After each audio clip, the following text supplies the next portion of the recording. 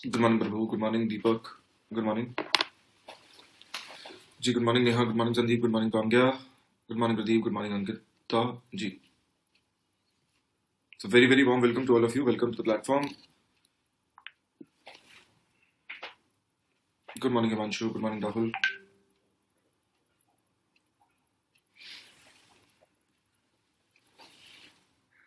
चलिए. So I think this is our first class for labor for this subject, right? Labor laws and industrial relations. जी good morning Rekha, good morning Shubh Lakshmi, good morning Anu, good morning Amit, good morning Sivani, good morning Prakash. चलिए, तो आज की class में क्या देख रहे हैं मेजरली अगर आप देखेंगे इस सब्जेक्ट में ना, तो इस सब्जेक्ट का आज मैं आपको ओवरव्यू दूंगा. ओवरव्यू मतलब कुछ बेसिक, बिल्कुल बेसिक डेफिनेशंस जो होती हैं सब्जेक्ट की, वो देखने की कोशिश करेंगे. और मेजरली चार चीज पे फोकस करेंगे, चार चीजों पे. पहला हम देखने जाएंगे कि इस सब्जेक्ट का स्कोप क्या है, राइट? कि सब्जेक्ट जब बात कर रहा है लेबर लॉस की, खासकर जब हम बात कर रहे हैं, तो लेबर लॉस का आखिर स्कोप क्या है ना? फॉर एग्जाम्पल आपने सुना होगा इंडस्ट्रियल लॉ नाम की चीज होती है, लेबर लॉ नाम की चीज है, राइट? मतलब सब्जेक्ट का नाम वैसे अगर देखा जाए सही मायनों में तो है इंडस्ट्रियल लॉ. इंडस्ट्रियल लॉ, तो इसके एम्बिट में क्या क्या चीजें आ रही हैं वो देखने की कोशिश करेंगे. क्या क्या चीजों से डील कर रहा है, क्या केवल वेजेस से डील करता है, या नंबर ऑफ वर्किंग आवर्स से डील करता है इंडस्ट्री के अंदर, किस तरह की फैसिलिटीज मिलनी चाहिए, क्या सोशल सिक्योरिटी प्रोवाइड की जानी चाहिए, राइट? होता क्या है आखिरकार सोशल सिक्योरिटी. तो ये सारे जो बेसिक पहलू हैं बेसिकली वो उनकी हम बात करेंगे इसके अंदर, ठीक है?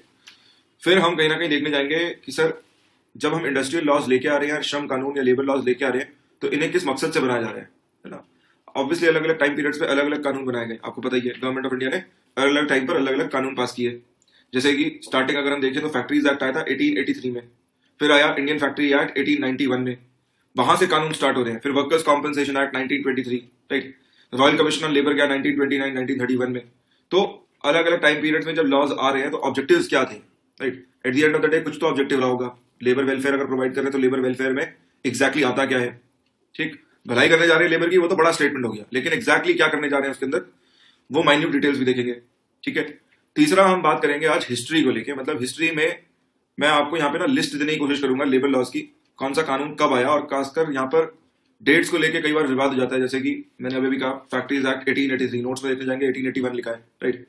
कहानी क्या है कि बेसिकली कानून जब पास हो रहा है तो ब्रिटिशर्स है, तो ब्रिटिशर्स वहां से अप्रूव कर रहे हैं अपनी कंट्री में 1881 में, 1883 में हमारे देश में लागू हो रहे हैं, सो पास यहाँ किया जा रहा है, ठीक? तो हम तो अपने देश के हिसाब से मानेंगे 1883 मानेंगे उसे, ठीक है? तो यहाँ पे आपको मैं खासकर डिटेल्स देने जाऊंगा कि प्री हिस्ट्री, प्री इंडिपेंडेंस क्या लॉज है हमारे पास, पोस्ट इंडिपेंडेंस क्या क्या लॉज है हमारे पास, ठीक? और फाइनली देखने जाएंगे सर एप्लीकेशन क्या है इन लॉज का. फाइनली देखने जाएंगे एप्लीकेशन क्या है इन लॉज का, कहां पर अप्लाई हो रहे हैं, राइट?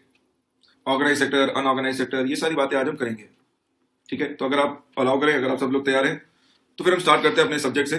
बड़ा ही बड़ा ही खूबसूरत सब्जेक्ट है. बस हाँ, एक जो मेजर प्रॉब्लम है सब्जेक्ट के साथ वो क्या है कि इस सब्जेक्ट में अगर आप कहेंगे सर बुक्स बता दो, तो बुक्स सर कुछ स्पेसिफिक नहीं है. मतलब कि अगर हमारे सिलेबस को देखें हम, तो मैंने खुद अपने आप 7-8 बुक्स देखने की कोशिश करी, ढूंढने की कोशिश करी कि कुछ स्पेसिफिक मिल जाए, राइट? लेकिन समस्या क्या है, इस सब्जेक्ट के टॉपिक्स अगर आप देखने जाएंगे तो स्कैटर्ड है चीजें, राइट? कुछ हमें टॉपिक्स मिले शोध गंगा पे, ये वेबसाइट है शोध गंगा, राइट? कुछ कंटेंट हमें मिलेगा सिम्बायोसिस की किताबों में, क्योंकि वहां पर ये सब्जेक्ट है सिम्बायोसिस में, वहां पे मिला मेरे, राइट? हाँ, कहने के लिए, बोलने के लिए 2 किताबें आती हैं मार्केट में. जैसे कि हमारे पास चौधरी पब्लिकेशन की किताब आती है, चौधरी पब्लिकेशन की बुक आती है. लेकिन सर फिर वही बात है, मैं आपको फिर वही समझाने की कोशिश करूंगा कि अभी रिसेंटली आपको पता ही है कि 3 लेबर कोड्स पास कर दिए गए हैं. तो ये 3 लेबर कोड्स या कोड ऑन वेजेस की सर चौधरी पब्लिकेशन की किताब बात ही नहीं करती, ठीक? थ्योरीज की बात करो तो थ्योरी की बात नहीं करती. तो क्या ये कंप्लीट बुक है? नहीं sir, this is not a complete book. कुछ पहलू समझा देगी, कुछ एक आध पहलू तो समझा देगी, लेकिन क्या ये कंप्लीट बुक है? बिल्कुल सही कह रही है शुभ लक्ष्मी, बिल्कुल सही कह रही है, बिल्कुल एब्सोल्युटली राइट. DULLB में भी, उनकी किताबों में भी ये सब्जेक्ट मिलेगा आपको, राइट? लेकिन फिर वही कहानी है कि वहां पर भी कंप्लीट नहीं है, वहां पर आपको प्रोविजंस मिल जाएंगे अलग अलग कानूनों के, ठीक है ना? तो आपको समझना पड़ेगा कि यहां पर सर एक कोई स्पेसिफिक बुक नहीं है. एक और किताब आई थी मार्केट में दिशा पब्लिकेशन की, दिशा पब्लिकेशन. इन्होंने क्या किया, इन्होंने एक पेज बेसिकली बना के रख दिया. एक पेज में एक पेज पर टॉपिक उन्होंने बेसिकली पिक किया और उसके बाद क्वेश्चंस दे दिए उसके बाद। अब समस्या क्या है कि वो एक पेज जो इन्होंने लिखा है वो बेसिकली जस्टिस नहीं करता कई बार टॉपिक को, समझ रहे, जस्टिस नहीं कर पाता टॉपिक के साथ, मतलब कंटेंट ही इतना कम है कि आपका नॉलेज बेस कम रह जाएगा। क्वेश्चंस सर जो पढ़ाया वही दे दिया, तो at the end of the day अगर मैं आपको वही चीज 4 चीज बता के उसी में सवाल पूछ लूं और पढ़ाई कम रहा हूं, अगर आपको बात ही कम पता चल रही है तो फिर मजा नहीं आता, राइट। आपका वो सब्जेक्ट के ऊपर जो एक कमांड होना चाहिए, या इंटरव्यू के लिए खासकर, क्योंकि यहां पर तो इंटरव्यू भी आएगा, राइट। तो एक आपकी पकड़ नहीं बन पाती सब्जेक्ट के ऊपर। मेरा कहना क्या रहेगा, ठीक है, आप इनमें से कोई भी आप सोर्स पिक करो, चाहे आप दिशा पब्लिकेशन की बुक लेना चाह रहे हो, मनोवैज्ञानिक तौर पर भी होता है कई बार कि मैं बुक ले लूंगा तो मेरे को ज्यादा समझ में आएगा, या बुक ले लूंगा तो प्रैक्टिस कर पाऊंगा क्वेश्चन की, ठीक, आप कर लो, नो प्रॉब्लम, ठीक। लेकिन मैं ये कहूंगा कि क्लास में जब आप आए, राइट, ये जब आप लेक्चर्स अटेंड कर रहे हैं तो प्लीज बेटा A4 शीट्स पेन पेपर लेके बैठना, ठीक है। कहने का अर्थ ये है पेन पेपर लेके बैठना और नोट्स का स्टाइल बहुत सिंपल रखना, खूब जगह छोड़ना पेजेस में, कोई दिक्कत नहीं, ताकि इसमें हम फिलअप कर पाए, ताकि इसमें हम काम कर पाए, ठीक है।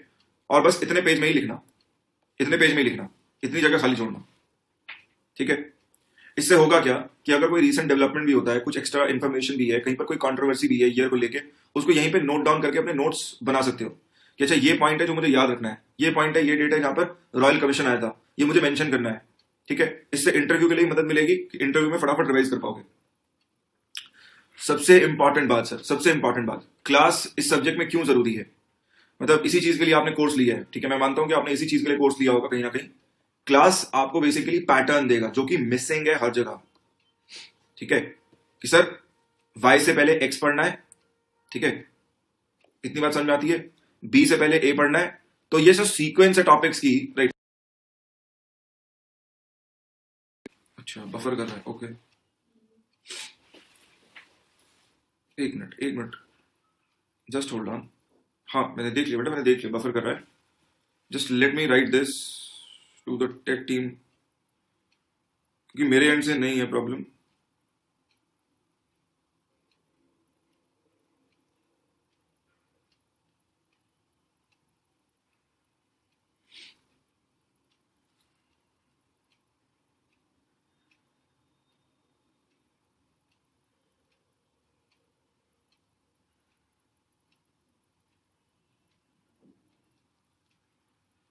ठीक है, वो मॉनिटर करेंगे, ठीक है, they are going to monitor it.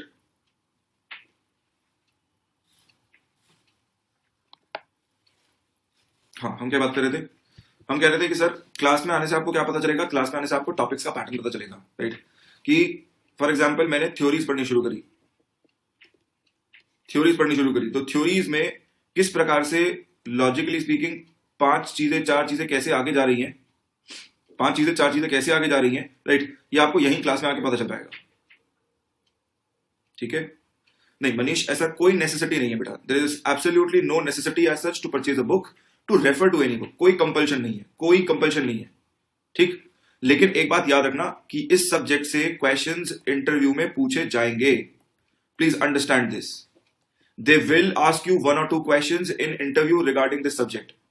See, at the end of the day you are appearing for an organization which is going to deal with labor, unless or until you know the provisions that are applicable to labor in this country. Sir आप खुद सोचो ना, अगर किसी को कोई काम करने रख रहे हो, मैं गाड़ी चलाने के लिए ड्राइवर रख रहा हूं, तो एक बार चलवा के तो देखूंगा उससे, एटलीस्ट ये तो जानने की कोशिश करूंगा उसको क्लच पता है नहीं पता, या ब्रेक पता है नहीं पता, ठीक। तो यहां पर आप एक बात समझिए कि आपसे लेबर से रिगार्डिंग प्रोविजंस पूछे जाएंगे, ठीक है, मेंटली प्रिपेयर्ड रहना है उसके लिए। अब क्या वो सारे प्रावधान पूछ लेगा हमसे, नहीं, ऐसे प्रावधान पूछेगा जहां पर सोशल सिक्योरिटी का वर्णन हो रहा है, राइट, जहां पर कॉम्पनसेशन की बात हो रही है, किन केसेस में कॉम्पनसेशन की बात हो रही है, वहां पे आके आपसे सवाल घेरेंगे आपको, ठीक है ना। तो हमें थोड़ा सा चौकन्ना कहां पर रहना है, इंपॉर्टेंट स्पेसिफिक प्रोविजंस भी रहना है, और मैं आपको खुद ही हाईलाइट करके दूंगा सारी चीजें, तरीका भी बताऊंगा कैसे याद रखेंगे, इंपॉर्टेंट सेक्शंस याद रखेंगे, ठीक, पूछा ठीक है कोई बात नहीं, नहीं पूछा तो नो प्रॉब्लम, लेकिन एटलीस्ट इंपॉर्टेंट सेक्शंस तो याद रहे लॉज के, ठीक है। इतनी बात क्लियर हो गई, books related, topics related, class की इंपॉर्टेंस को लेके क्लियर, इतनी बात। चलिए इसमें कोई सवाल हो तो पूछ लीजिए, कोई प्रॉब्लम नहीं, कोई डाउट हो इसमें पूछ लो, मनीष को था, बाकी किसी और को कोई डाउट ऐसा।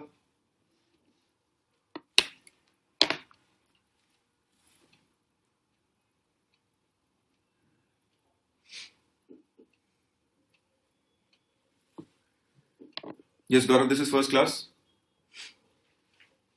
Yes Gaurav, this is first class, पहली क्लास है बेटा ये आपकी। Sir current a part of labour laws. Sir आप गलत चीज नहीं पूछ रहे आप हिमांशु। करंट तो बेटा हर सब्जेक्ट में है, राइट। हर उस सब्जेक्ट में जो सब्जेक्ट डायनामिक है। डायनामिक का मतलब कुछ चीजें जो स्थिर है, ठीक, पहले से हिस्ट्री चली आ रही है, फिर अब उसमें अगर कोई रीसेंट चेंजेस अगर हमने किए तो सर वो करंट का पार्ट हो गया। जो हमने रीसेंट चेंजेस करे वो करंट का पार्ट हो गया, सिंपल सी बात, ठीक है। तो इकोनॉमी उसमें भी डायनामिक पार्ट है, करंट पार्ट उसमें भी आएगा। लेबर लॉज अगर कुछ चेंजेस कर रही है सरकार, फॉर एग्जांपल कल कोई पॉलिसी डॉक्यूमेंट निकाल देती है, प्रोसीजर बता देती है कि इस कानून का पालन कैसे होगा, कोई स्कीम निकाल देती है, तो सर वो पढ़ना है हमें, that is a part of current of the subject, ठीक है जी। बबली कोशिश क्या रहेगी यहां पर, कोशिश क्या रहेगी कि हम कवरेज मैक्सिमम रखेंगे, ठीक है। पर जो आप सवाल पूछ रही है कि सारा कवर हो जाएगा, तो प्लीज मुझे ये बताओ कि सारा है क्या, है ना। कई बार वैसे स्टूडेंट्स क्वेश्चन करते हैं कि सर क्या कंप्लीट पढ़ा दोगे। सर कंप्लीट पूरा ही, आधा अधूरा पढ़ाने गया कौन है ना, आधा अधूरा पढ़ाता कौन है। टॉपिक के हिसाब से टॉपिक तो पूरा ही पढ़ाते हैं, राइट। पर इसका मतलब ये थोड़ी है कि हम देखना ही बंद कर दें, न्यूज़पेपर्स भी ना देखें, हम इधर उधर कुछ देखें ही ना, है ना जी। करंट कैसे होगा, करंट कैसे होगा, करंट बेसिकली आप न्यूज़पेपर्स के थ्रू पढ़ेंगे रेगुलर बेसिस पे। 3 PM हमने सीरीज रखी हुई है टॉपिक्स की, वहां पर सारा current over the period of time कराया है, ठीक है, सब्जेक्ट्स का जो भी आता है। चलिए, नहीं हॉट टॉपिक नहीं है, this is a very easy topic, trust me. चलो, पीडीएफ कहां मिलेंगे बेटा, जहां पर पहले मिलते थे प्रियंका, बाकी सब्जेक्ट्स के पीडीएफ जहां मिल रहे थे वैसे ही मिलेंगे इसके भी, ठीक है। हाँ जी, और प्रीति यादव जी प्लीज एक चीज समझ लीजिए, जहां मुझे जो सवाल लेने हैं मैं वहां वो सवाल लूंगा, आप नहीं बताएंगे कि मुझे कहां पर क्या चीज करनी है, ये बात समझ लीजिए प्लीज, ठीक है। ठीक है, बुरा लग सकता है आपको, लेकिन प्लीज समझिए, एटलीस्ट इतनी पावर तो दे दीजिए सामने वाले को पढ़ा रहा है वो आपको। चलिए, तो शुरुआत करते हैं अपने सब्जेक्ट की, right. And let's look at the scope of labour laws, right. कि अगर ये लॉज एप्लीकेबल हैं, अगर किसी भी कंट्री में लेबर को लेके, श्रम को लेके कानून बनाए जा रहे हैं, राइट, तो जनरली इनका एम्बिट क्या रहेगा, जनरली इन कानूनों का एम्बिट क्या रहेगा। तो देखिए इसमें क्या है, रोजगार कानून अपने अंदर क्या है उसको हमें पहले समझना है, राइट। फिर किस पर एप्लीकेबल है ये हमें समझना है, क्योंकि यही हमें बताएगा कि एम्बिट क्या है, राइट। तो अगर मैं टर्म लेबर देखने जाऊं, फॉर एग्जाम्पल अगर मैं टर्म लेबर देखने जाऊं, श्रम, श्रम का अर्थ क्या है, ऐसा कोई भी व्यक्ति जो प्रोडक्टिव वर्क में इन्वॉल्व है, प्रोडक्टिव वर्क में इन्वॉल्व है। खासकर मतलब जो हमारे दिमाग में जो एक चीज बनी हुई है, प्रोडक्टिव वर्क का मतलब जिसको हम फिजिकली मेहनत करते हुए देख रहे हैं, फिजिकल वर्क में संलिप्त है ये, तो माल ढो रहा है, राइट, बोरी उठा रहा है। सो फिजिकल वर्क से जनरली लेबर को आइडेंटिफाई किया जाता है, राइट। लेकिन over the period of time हम कह सकते हैं it's not just about physical work, it is also about at times mental work. तो अब over the period of time ये मेंटल भी हो सकता है, राइट, दिमागी तौर पे काम करना, जैसे कि डेस्क और चेयर बैठ गए और बैठ के कुछ काम कर रहे हैं सर, क्लेरिकल वर्क, तो ये भी प्रोडक्टिव वर्क के अंडर आज की डेट में काउंट होता है। और यही काम जो किया जा रहा है इसे भी सर परिश्रम ही कहते हैं, इसे भी लेबर ही कहते हैं, ठीक। इसको आइडेंटिफाई कैसे करेंगे, इसके बदले में हमेशा काम करने के बदले में एक्सचेंज में आपको क्या मिलेगा, जब आप काम करेंगे तो एक्सचेंज में आपको हमेशा वेजेस दी जाएंगी, वेजेस दी जाएंगी। तो जहां पर भी ये एक्सचेंज नजर आए, जहां पर भी काम के बदले कुछ वेजेस नजर आए, अपने आप समझ जाइए किसकी बात हो रही है, लेबर की बात हो रही है, यहां पर वर्कर की बात हो रही है, जो कि प्रोडक्टिव वर्क कर रहा है, प्रोडक्टिव वर्क कर रहा है। प्रोडक्टिव का मतलब कुछ ना कुछ बढ़ोतरी करके दे रहा है हमें। और जनरली अगर ओल्ड डेफिनेशन देखने जाए या पास्ट में अगर देखने जाए तो प्रोडक्टिव वर्क को सिनोनिमसली हम रख देते थे to physical work, physical work. But आज की डेट में सर हम कह सकते हैं मेंटल वर्क हो चाहे फिजिकल वर्क हो, everything counts under productive work only, ठीक। तो सिंपल सी बात है कि लेबर लॉ लगेगा कहां, लेबर लॉ लगेगा कहां, जहां ये एक्सचेंज होता दिखेगा आपको ऑटोमेटिकली, वहीं पर लेबर लॉज एप्लीकेबल होंगे, वहीं पर लेबर लॉज एप्लीकेबल होंगे।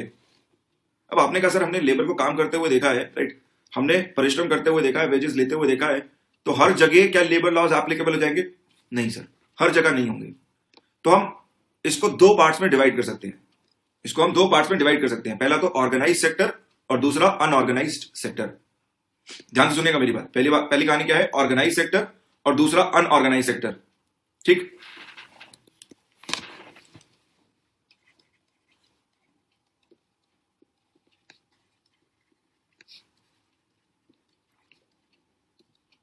Organise sector and unorganise sector. Differentiate कैसे करें दोनों के बीच में, what is organised, what is unorganised.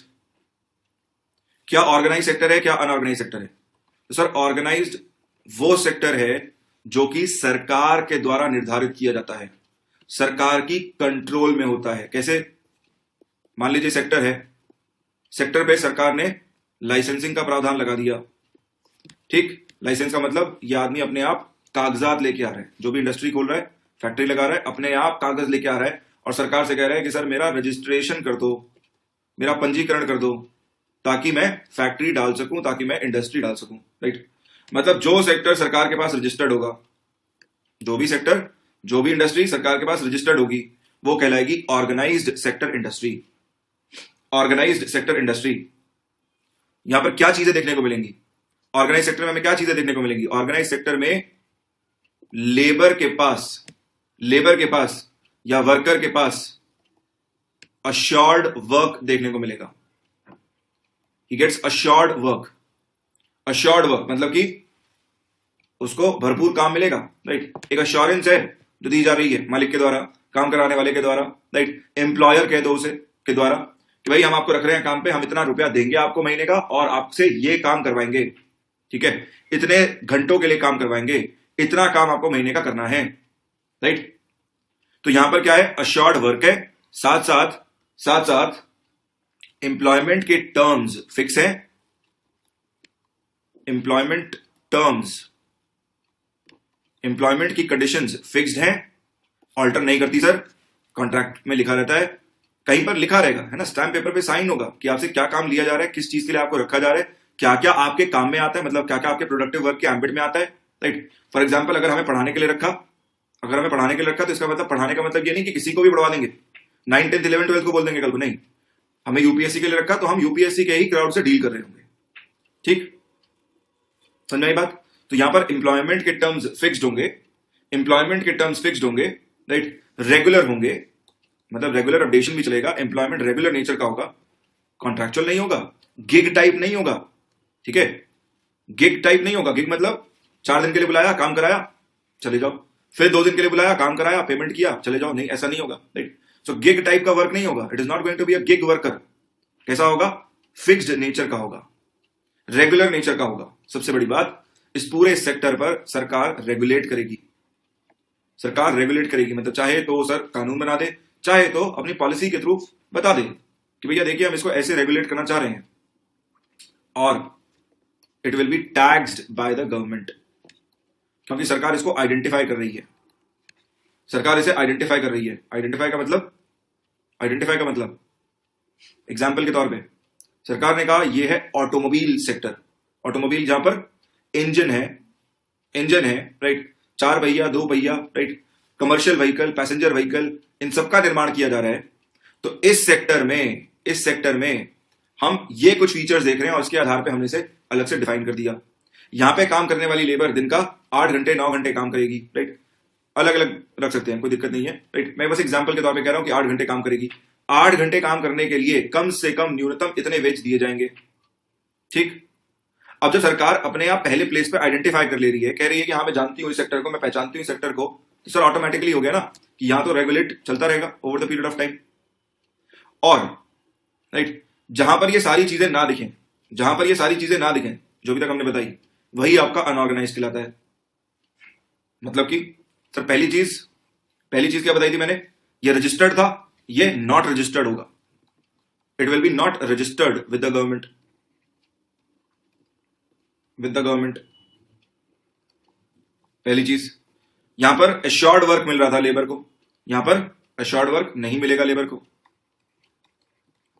No assured work for the labour.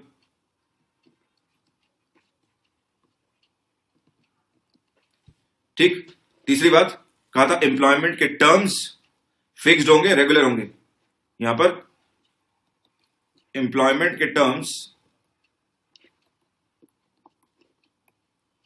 Not fixed और regular, they are not fixed और रेगुलर। ठीक, सबसे बड़ी बात, सेक्टर को सरकार आइडेंटिफाई नहीं कर पा रही है। सबसे बड़ी बात, सरकार यहां पर सेक्टर को आइडेंटिफाई नहीं कर पा रही है। So sector is not regulated by the government. Sector is not regulated by the government मतलब कि यहां पर कोई सरकार रूल्स और रेगुलेशन नहीं बना रही है। कोई भी सरकार यहां रूल्स रेगुलेशंस नहीं बना रही है। They are not being made और बीइंग फॉलोड, व्हाटएवर, राइट। जी, क्या कह रहे हैं आप? सर कौन सी गवर्नमेंट डिसाइड करेगी पॉलिसी, स्टेट या सेंट्रल, जैसे लेबर के वेजेस? चलिए, महिपाल जी का क्वेश्चन आया। महिपाल, आपने पॉलिटी पढ़ी है? Have you read the subject polity? पढ़ा आपने पॉलिटी?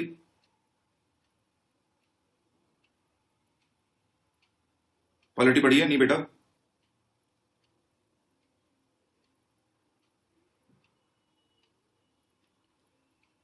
चलिए, अगर पॉलिटी नहीं भी पढ़ी, अच्छा अभी स्टार्ट नहीं किया, तो मैं बता देता हूं, कोई बात नहीं। भारत के संविधान में, राइट बेटा, 3 लिस्ट है, 3 लिस्ट। पहला सेंट्रल लिस्ट, दूसरा स्टेट लिस्ट और तीसरा कॉन्करेंट लिस्ट। इन 3 लिस्ट में सब्जेक्ट्स डिफाइन किए गए हैं कि कौन किन पे कानून बनाएगा, राइट। ब्रिटिशर्स के टाइम से चली आ रही है यही पद्धति, यही कहानी, राइट। सेंट्रल लिस्ट में जो सब्जेक्ट है उस पर सेंटर कानून बनाएगा, स्टेट लिस्ट में जो सब्जेक्ट है उस पर स्टेट कानून बनाएगी, और जो कॉन्करेंट में है जैसे कि लेबर, इस पर दोनों कानून बना सकते हैं, इस पर दोनों कानून बना सकते हैं, राइट। अगर कहीं पर क्लैश होता है कानूनों में तो सेंटर का लॉ प्रिवेल करेगा। मतलब कि अगर आपने वेजेस की बात करी, सेंटर कहता है साहब ये होना चाहिए, this should be the minimum level of wages. अगर कोई स्टेट कहते नहीं ये होगा मिनिमम लेवल ऑफ वेज, तो ये अपने आप क्वाश हो जाएगा, ये अपने आप होल्ड नहीं करेगा। लेकिन अगर स्टेट कहती है ये होगा मेरे पास मिनिमम लेवल ऑफ वेज, बढ़ा दे इसे, बढ़ा दे, तो हाँ ये कर सकती है। अब इसमें कोई दिक्कत नहीं, क्योंकि उसने न्यूनतम, सेंटर ने ये कहा था ना। समझ में आ गई मेरी बात?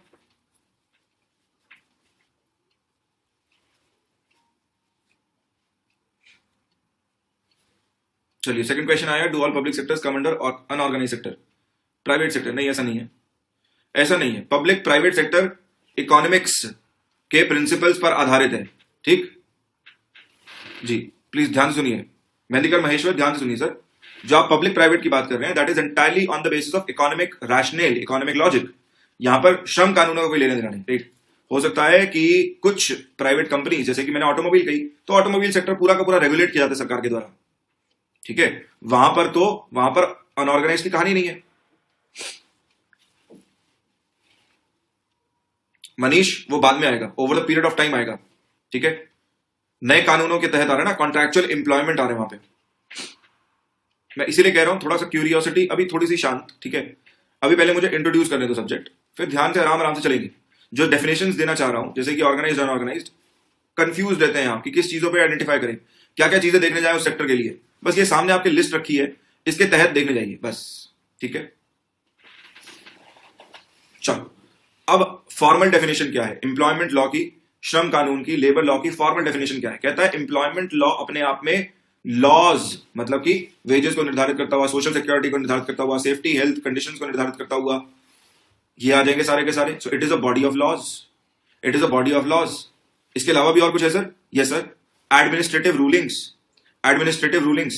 अगर एडमिनिस्ट्रेशन ने किसी पर्टिकुलर केस में कोई रूल बनाया तो वो भी श्रम कानूनों के अधीन है, एडमिनिस्ट्रेटिव रूलिंग्स। या फिर सरकार ने कुछ प्रेसिडेंट्स रख दिए, बोला कि लाइसेंस लेने से पहले इंडस्ट्री में या अपनी मशीनें बढ़ाने से पहले 2 से 4 करने की बजाय आपको ये कुछ करना पड़ेगा, राइट, वो भी आ जाएंगे। और ये सारी कंडीशंस किसको एड्रेस कर रही हूं? ये सारी कंडीशंस कहां पर अप्लाई हो रही हूं? Which relate to legal rights of and place certain restrictions on organisations where people are working, ठीक है। मतलब कानून, बॉडी ऑफ लॉज कहां पर आएंगे, या एडमिनिस्ट्रेटिव रूलिंग्स या प्रेसिडेंट्स कहां पर आएंगे? सर ऐसी संस्थाओं पे, ऐसी ऑर्गेनाइजेशंस में जहां पर लोग काम कर रहे हैं, उसके रिस्पेक्ट में अगर कुछ लॉज बनाए जा रहे हैं तो उन्हें आप एम्प्लॉयमेंट लॉ, लेबर लॉ के अंडर में रखेंगे, ठीक है। 2 तरह का ब्रॉड कैटेगरीज है यहां पे लेबर लॉ का। There are 2 broad categories of labour law. एक है जो कलेक्टिव लेबर पे अप्लाई होता है, कलेक्टिव लेबर मतलब कि समूह में अप्लाई होता है, समूह में अप्लाई होता है कलेक्टिव लेबर, जैसे कि ट्रेड यूनियन हो गया, ट्रेड यूनियन हो गया हमारे पास, कलेक्टिव लेबर लॉ है। फिर आते हैं ऐसे लॉज जो इंडिविजुअल बेसिस पे अप्लाई होंगे, इंडिविजुअल लेबर लॉ, व्यक्तिगत श्रम कानून, ठीक है। So the laws that are relating to labor and employment in our country, India, it is primarily known under the broad category of industrial law. ठीक है, तो अगर हमारे देश में बात करें, लेबर एम्प्लॉयमेंट, ये सारे के सारे प्रावधान जो रिलेटेड है, जो सब्जेक्ट का सही नाम है हमारे देश में एटलीस्ट उसको कहते हैं industrial law, not specifically labour law. For example अगर आप सिम्बायोसिस में देखने जाएंगे तो वहां पर इंडस्ट्रियल लॉ सब्जेक्ट है, लेबर लॉ नाम का सब्जेक्ट नहीं है. ठीक है, मेरी बात समझ में आई? एक्चुअली वो लेबर लॉ नाम की टर्म कहां से प्रचलित हुई? वो प्रचलित हुई क्योंकि लेबर जब एक, मान लीजिए कोई दिक्कत फेल करता है, काम करते हुए कोई परेशानी महसूस करता है, तो वो जनरली लेबर कोड का दरवाजा खटखटाता है, राइट. और लेबर कोड का जब दरवाजा खटखटा रहा है तो वहां पर यही इंडस्ट्रियल लॉ का कोई प्रावधान, कोई एक कानून, राइट, उसके अंडर मदद देने की कोशिश करेगा. तो वहां से जो एक कानून के तहत जो बात बननी शुरू हुई या एडवाइजरी लेनी शुरू करी, तो वहां से लेबर लॉ टर्म जो है वो पॉपुलर हुई कंट्री में. सही मायनों में देखें तो इसे इंडस्ट्रियल लॉज का एक एम्बिट कहते हैं. आई होप मेरी बात क्लियर हुई होगी आपको यहां पे. ठीक है, डिड यू अंडरस्टैंड दिस? अब आप अगर मुझसे पूछें सर कि भारत में आपने लॉज को इंडस्ट्रियल लॉ का, ठीक है, तो इन इंडस्ट्रियल लॉज के पीछे रिलेशनशिप क्या रही, राइट? क्या क्या चीजें हैं जिन्होंने इसको अफेक्ट किया है इंडस्ट्रियल लॉ को? क्या क्या चीजें हैं इसके पीछे जिन्होंने मोटिवेट किया, जिन्होंने आज की डेट में जो लॉज प्रेजेंट हैं यहां तक हम कैसे पहुंचे? तो सर हमारे देश के जो इंडस्ट्रियल लॉज हैं ये हमारी हिस्ट्री से इंस्पायर्ड है. जो दिक्कतें, जो हमने चीजें फील करी, जो दिक्कतें हमने देखी, राइट, उनको ध्यान में रख के हमने इनको लॉज को फॉर्मुलेट किया है, राइट. सो जो भी प्रिवेलिंग कंडीशंस थी, प्रिवेलिंग सोशियो इकोनॉमिक कंडीशंस या सोशल एंड इकोनॉमिक कंडीशंस,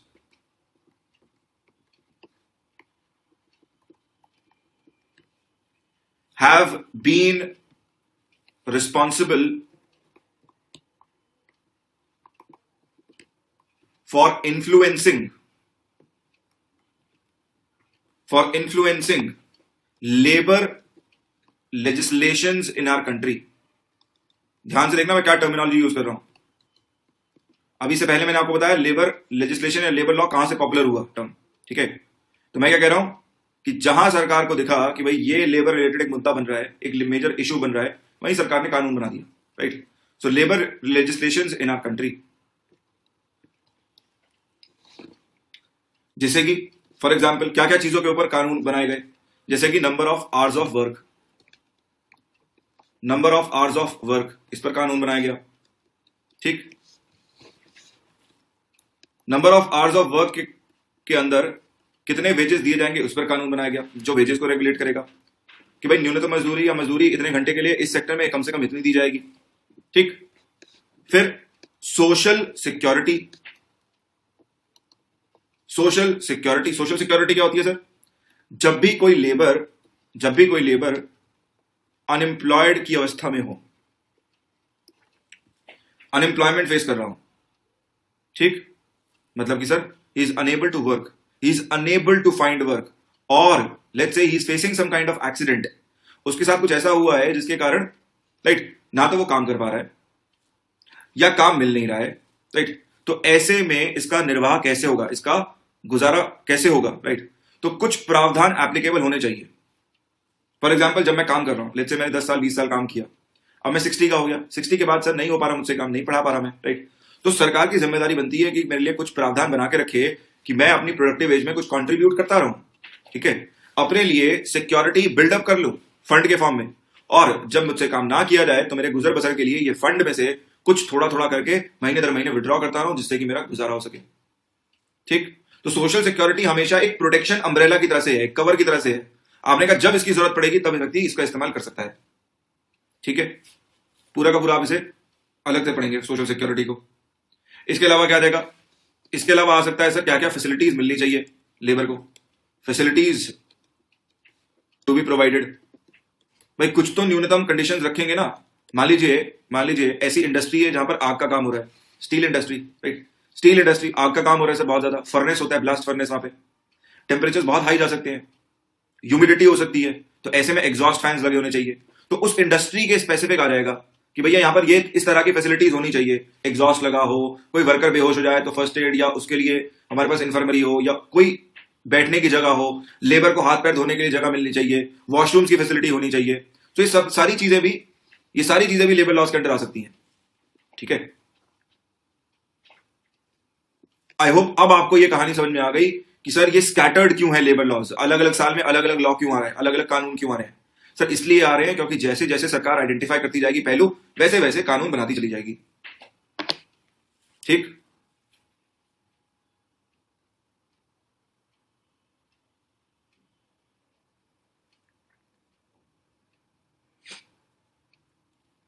चलिए अब अगर इतनी बात समझ में आई, so let's go to the objectives of these labour laws. इन श्रम कानूनों के उद्देश्य क्या हैं। अब जैसा कि आपने सब्जेक्ट्स को देखा, राइट, जैसा कि आपने सब्जेक्ट्स को देखा तो काफी हद तक आप समझ पाएंगे कि उद्देश्य क्या होंगे। ठीक है जी, मनीष क्या कह रहे हैं बेटा आप, इनएबिलिटी ड्यू टू कैपेसिटी, और उसके बाद आपने कहा वो वर्ड आ नहीं रहा है। हाँ, इनएबिलिटी भी हो सकती है, कैपेसिटी भी हो सकती है। देखिए अनएम्प्लॉयमेंट की अवस्था जो है किसी भी कारणवश हो सकती है। आदमी जो है एक्सीडेंट फेस कर रहा है, हाँ जी, इनकैपेसिटी भी हो सकती है जी, अग्रीड। चलिए नेक्स्ट आते हैं ऑब्जेक्टिव्स पर। ऑब्जेक्टिव्स पर उद्देश्य क्या है सर इन श्रम कानूनों के। What are the objectives of these labour laws, मतलब जब सरकार ने बनाए कानून क्या सोच के बनाए, राइट। कुछ तो उद्देश्य रहा होगा इन कानूनों के पीछे, कुछ तो कानूनों के पीछे उद्देश्य रहा होगा, राइट। देखिए सबसे पहला उद्देश्य जो था वो था इंडस्ट्रियल रिलेशंस में सुधार करना। पहली बार आप इस टर्म को एनकाउंटर कर रहे हैं, इंडस्ट्रियल रिलेशन। आपने आज तक लड़का लड़की के बीच में रिलेशन सुने थे, है ना। आपने आज तक जेंडर्स के बीच में रिलेशनशिप सुनी थी, मैरिज हो गया, राइट। भाई बहन के बीच में रिलेशनशिप है, राइट। माँ बाप के बीच में रिलेशन है, राइट। आज आप एक नया टर्म सुन रहे हैं, industrial relations. Industrial relations sir obviously बात है इंडस्ट्री की बात कर रहा होगा, किसी इंडस्ट्री की बात कर रहा होगा। अब आप बताइए इंडस्ट्री में कौन से लोग पाए जा रहे हैं, क्या लोग पाए जा रहे हैं। सर पहला तो इंडस्ट्री में इंडस्ट्री को चलाने वाला, इंडस्ट्री को चलाने वाला सर जिसने निवेश किया, एंटरप्रेन्योर कह दो इसे, एंटरप्राइज कह दो इसे, ठीक। निवेशक कह दो, निवेशक कह दो इसे, इन्वेस्टर कह दो। अब इसके अंडर हमारे पास टीम हो सकती है जो मैनेज कर रही होगी, 1 2 या 4 10 जितने भी हो, राइट। मैनेजर्स हो सकते हैं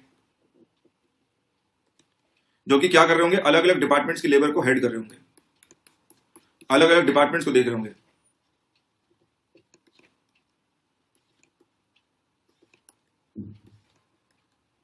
काम निर्धारित कर रहे होंगे, ठीक। और टेक्निकल भाषा में अगर मैं बात करूं, सर जनरली इस व्यक्ति को कहा जाता है एम्प्लॉयर। इन लोगों को कहा जाता है एम्प्लॉई, ठीक है। इतनी बात क्लियर हुई। तो इंडस्ट्रियल रिलेशंस वर्ड में रिलेशन किसके बीच में है। So the relation is between these two entities. और याद रखिएगा सर दोनों का बिल्कुल ऑपोजिट माइंडसेट होता है, कई बार कई मुद्दों पे बिल्कुल ऑपोजिट माइंडसेट। एम्प्लॉई को लगता है कि उसके काम करने से इंडस्ट्री चलती है, ठीक। एंटरप्रेन्योर, इन्वेस्टर या एम्प्लॉयर को लगता है कि इसके शुरुआत करने से इंडस्ट्री का गठन होता है, ठीक। और जैसे जैसे समय बढ़ेगा ना वैसे वैसे इनके बीच में फ्रिक्शन आना लाजमी है। भाई बहन में लड़ाई होती है, पति पत्नी में लड़ाई हो जाती है, राइट। माँ बाप से लड़ लेते हैं। तो कौन सा ऐसा रिलेशन है जिसमें फ्रिक्शन नहीं है, आप बता दो। कौन सा ऐसा रिलेशन है जिसमें फ्रिक्शन नहीं है सर। सर जिसके साथ टाइम स्पेंड करोगे, है ना, 8 घंटे 5 घंटे 6 घंटे रहोगे दिन का, तो भैया वहां तो फ्रिक्शन आना ही है, वहां फ्रिक्शन आना ही है, राइट। और यहां तो ऑपोजिट माइंडसेट है सर, यहां तो ऑपोजिट माइंडसेट है। एम्प्लॉई को लगता है कि भैया वो काम करता है दिन भर, राइट, तब इंडस्ट्री चलती है। इन्वेस्टर को, एंटरप्रेन्योर को या एम्प्लॉयर को लगता है कि उसने निवेश किया, राइट, उसने इनिशिएट किया, उसने एक मार्गदर्शन दिया, एक डायरेक्शन दिया, तो इंडस्ट्री चल रही है। तो दोनों का बिल्कुल ऑपोजिट माइंडसेट है, दोनों का बिल्कुल ऑपोजिट माइंडसेट है। So there is bound to be friction here, there is bound to be friction here. लड़ाई झगड़ा होना आम बात है ना। वो कहेगा कि भाई मेरे से बहुत ज्यादा काम लिया जा रहा है, वो कहेगा तू करता ही नहीं काम, दिन भर बैठा रहता है, ठीक है। सर मनीष समझ लो ना बात को। आप फिर वही कहानी करने जा रहे हो, सिर्फ black and white black and white, जबरदस्ती उन्हें एम्प्लॉय बना के छोड़ोगे। सर स्ट्रक्चरिंग थोड़ी कर रहे कम स्ट्रक्चरिंग पे क्यों इतना ध्यान दे रहे हो? कंपनी पे कंपनी थोड़ी खोलनी है, समझो हमें क्या करना है। हमें यह समझना है कि यहां जो फ्रिक्शन आ रहा है, इसी को रिजॉल्व करने के लिए, इसी को मिनिमाइज करने के लिए, इसी के बीच में सर्टेनिटी लाने के लिए, मतलब जिन मुद्दों पे लड़ाई हो सकती है, जिन मुद्दों पे मतभेद हो सकते हैं आपस में, एम्प्लॉयर और एम्प्लॉय के बीच में, एम्प्लॉयर और एम्प्लॉय के बीच में,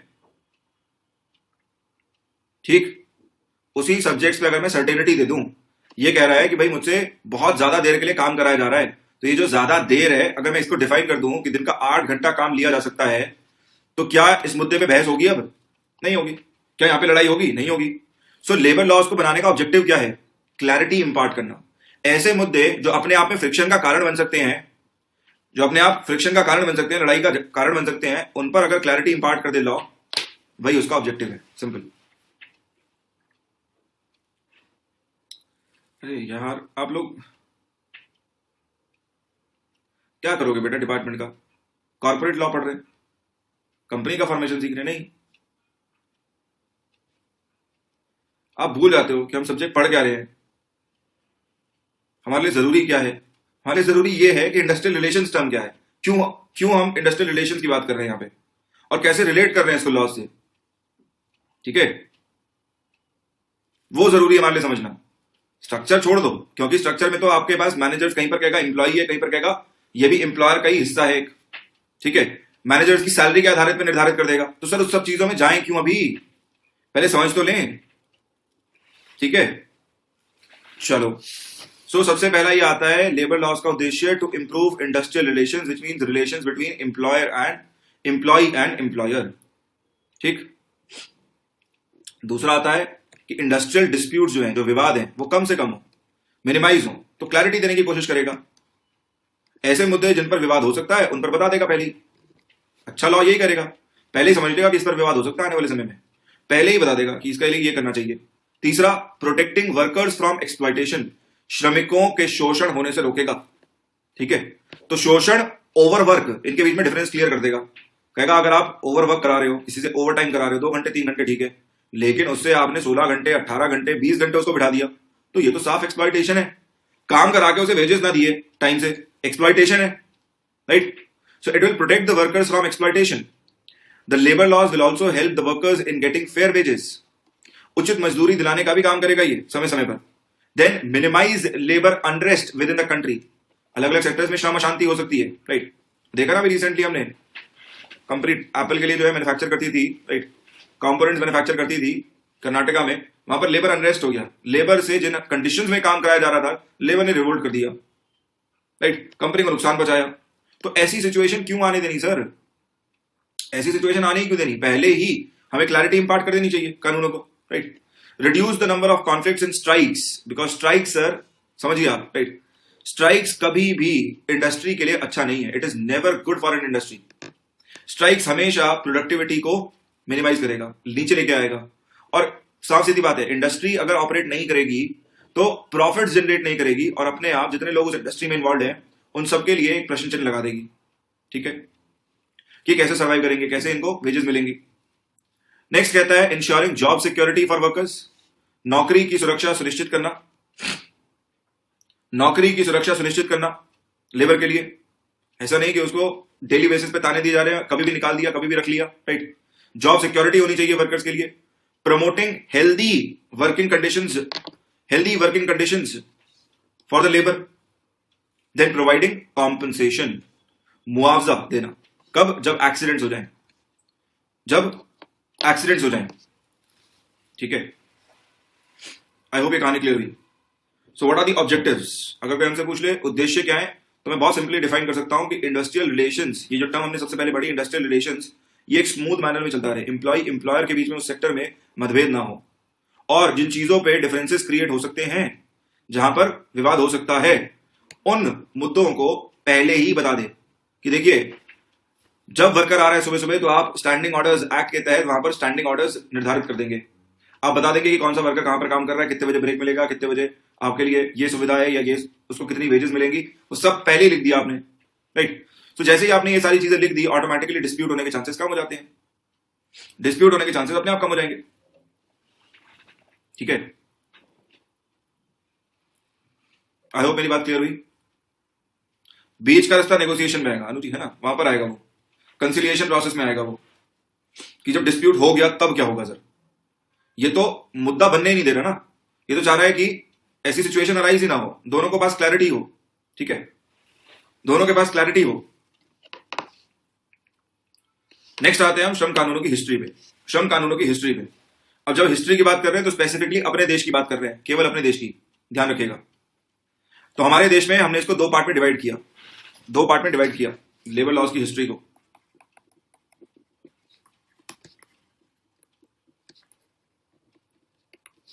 हिस्ट्री ऑफ लेबर लॉज दो पार्ट क्या सर, एक इंडिपेंडेंस से पहले, एक इंडिपेंडेंस के बाद। तो हमने बीच में इवेंट क्या मान लिया जो इन्हें डिफरेंशिएट कर रहा है, वो है भारत की आजादी, इंडिपेंडेंस।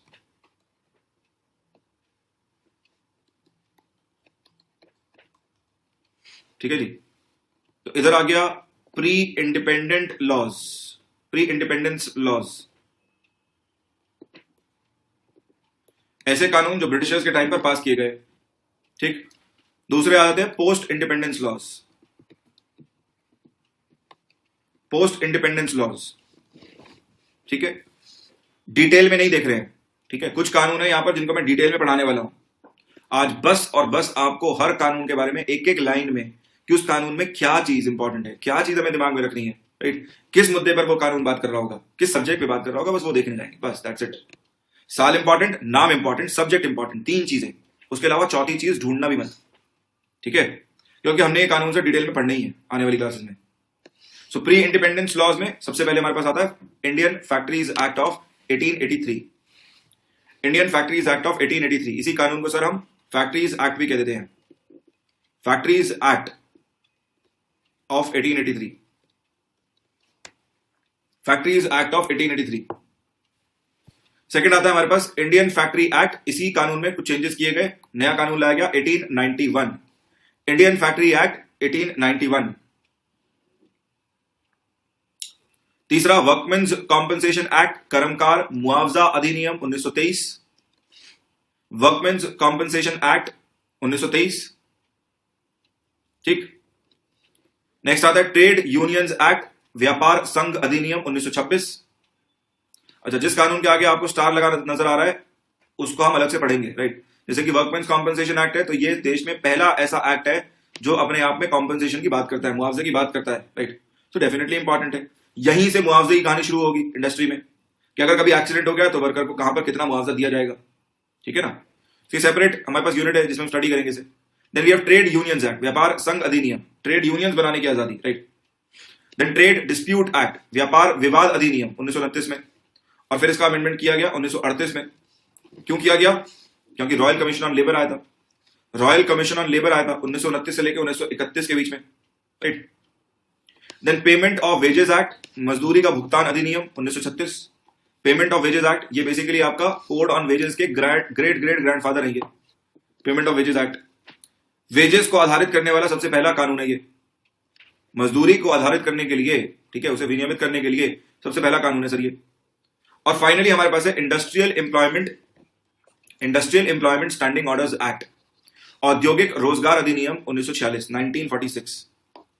ठीक है, जहां पर स्टार लगा रहा है वहां पर उस कानून को हम आराम से देखने वाले हैं। ठीक है, थोड़ा टाइम बस। अगर चाहो तो इसका स्क्रीनशॉट ले सकते हो, आप चाहो तो आप इसका स्क्रीनशॉट ले सकते हो।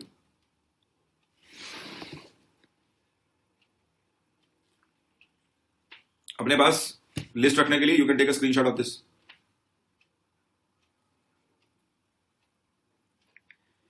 नेक्स्ट आते हैं sir post independence laws, post independence laws. So post independence laws में we have industrial disputes act, औद्योगिक विवाद अधिनियम, औद्योगिक विवाद अधिनियम। अंशिका बेटा 1948 पोस्ट इंडिपेंडेंस है, प्री इंडिपेंडेंस है? पोस्ट इंडिपेंडेंस ना, कहां पे आएगा? यहां आएगा। So factories act of 1948, factories act of 1948। ठीक, मिनिमम वेजेस एक्ट, न्यूनतम मजदूरी अधिनियम 1948, मिनिमम वेजेस एक्ट, न्यूनतम मजदूरी अधिनियम। Employees provident fund and miscellaneous provisions act.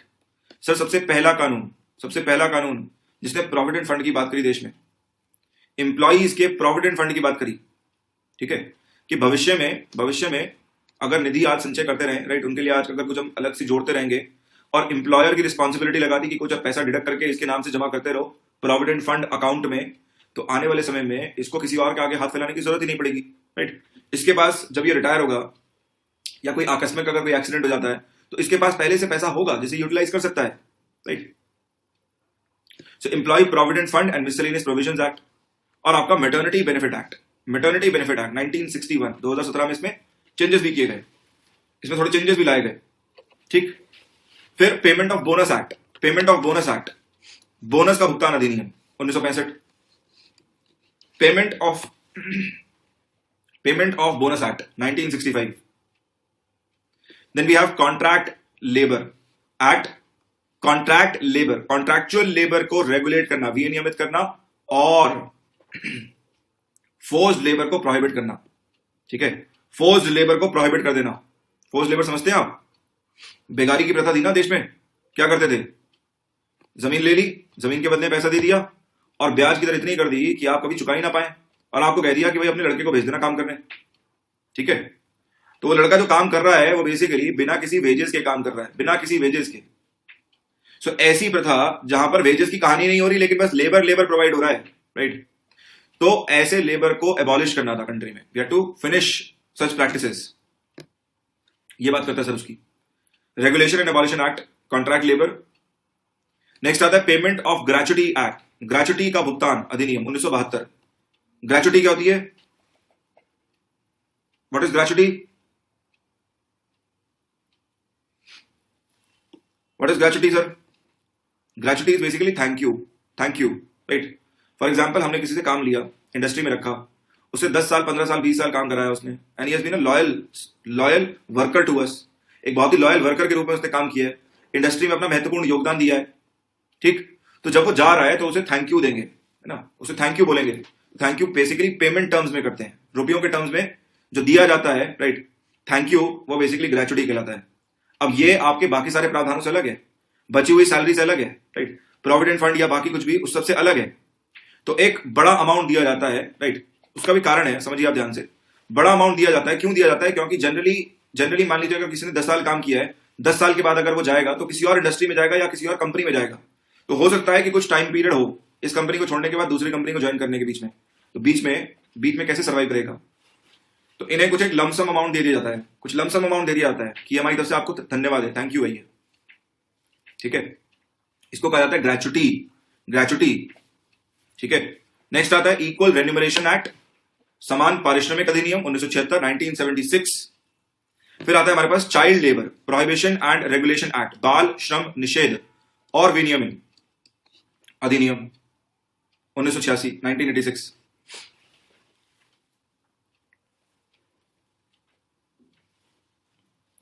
तो अगर हम ध्यान से हिस्ट्री को देखने जाएं, राइट, वापस जा रहा हूं प्री इंडिपेंडेंस पे, अगर मैं ध्यान से कानूनों को देखने जाऊं, हाँ जी, रिटायरमेंट पे या बीच में छोड़ने पे भी होता है जी, बिल्कुल होता है।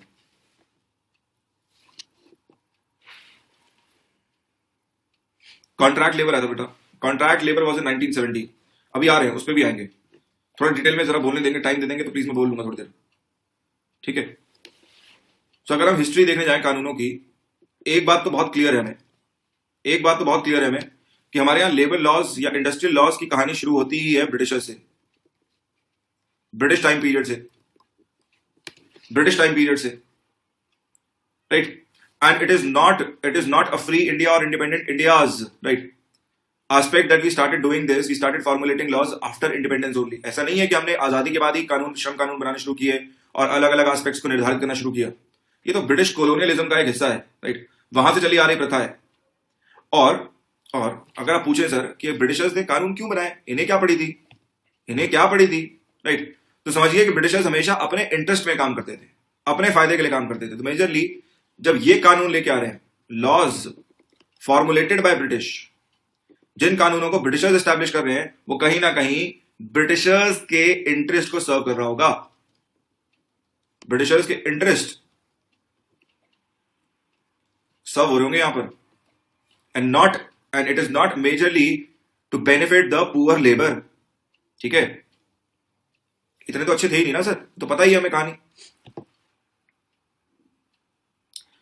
और अगर ब्रिटिशर्स ये लॉज बना रहे हैं तो तीसरी चीज एक और भी समझनी है कि ब्रिटिश पॉलिटिकल इकोनॉमी जो है, ब्रिटिश पॉलिटिकल इकोनॉमी मतलब उनके यहां की पॉलिटिकल व्यवस्था, उनके यहां की इकोनॉमिक व्यवस्था, right, political economy that will be relevant in shaping some of these laws. तो आज भी अगर हम देखने जाए इन कानूनों को जो इनके दौरान बनाए गए, इनके टाइम पीरियड बनाए गए, तो इनके कुछ अवशेष मिलेंगे, हमें रेमिनेंट्स मिलेंगे जो ये अपने आप में दर्शाएंगे कि हाँ बिल्कुल ये ब्रिटिशर्स ने बनाया होगा। मैं देख के बता सकता हूँ प्रावधान कि ब्रिटिशर्स ने बनाया होगा। तो अगर आप साल भी छुपा ले मुझसे, I can still tell you क्या ब्रिटिशर्स ने बनाया होगा। जैसे कि मैं एग्जाम्पल के तौर पर बताता हूँ आपको सम ऑफ दीज लॉज, जैसे कि एग्जाम्पल के तौर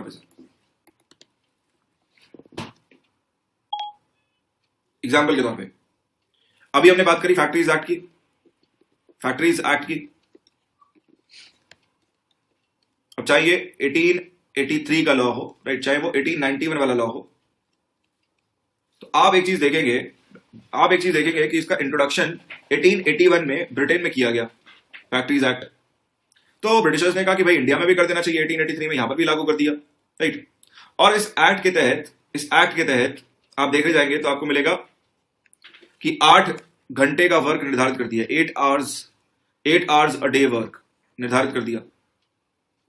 तो इससे पहले नंबर ऑफ आवर्स पर कोई सीमा थी ही नहीं। Number of hours could be 10 also, number of hours could be 4 also, कम भी हो सकता था, ज्यादा भी हो सकता था। और जनरली हमारे यहाँ जो इंडस्ट्रीज थी, खासकर टेक्सटाइल इंडस्ट्री वो बेसिकली जरूरत के हिसाब से लेबर को एम्प्लॉय करती थी। मान लीजिए जब कपास की खेती हो रही है, जब वो धागा बन गया है, सब कुछ उस समय जब आ रहा है, जब रॉ मटेरियल बिल्कुल तैयार है, उस समय आपको ज्यादा एम्प्लॉयमेंट दिखेगा इस सेक्टर में। अचानक से लोगों को बढ़ा जाएगा इस सेक्टर में, काम लिया जाएगा उनसे, घंटे ज्यादा दिखेंगे ताकि हम यहां से बेच सके, मार्केट में एक्सपोर्ट कर सके, ठीक।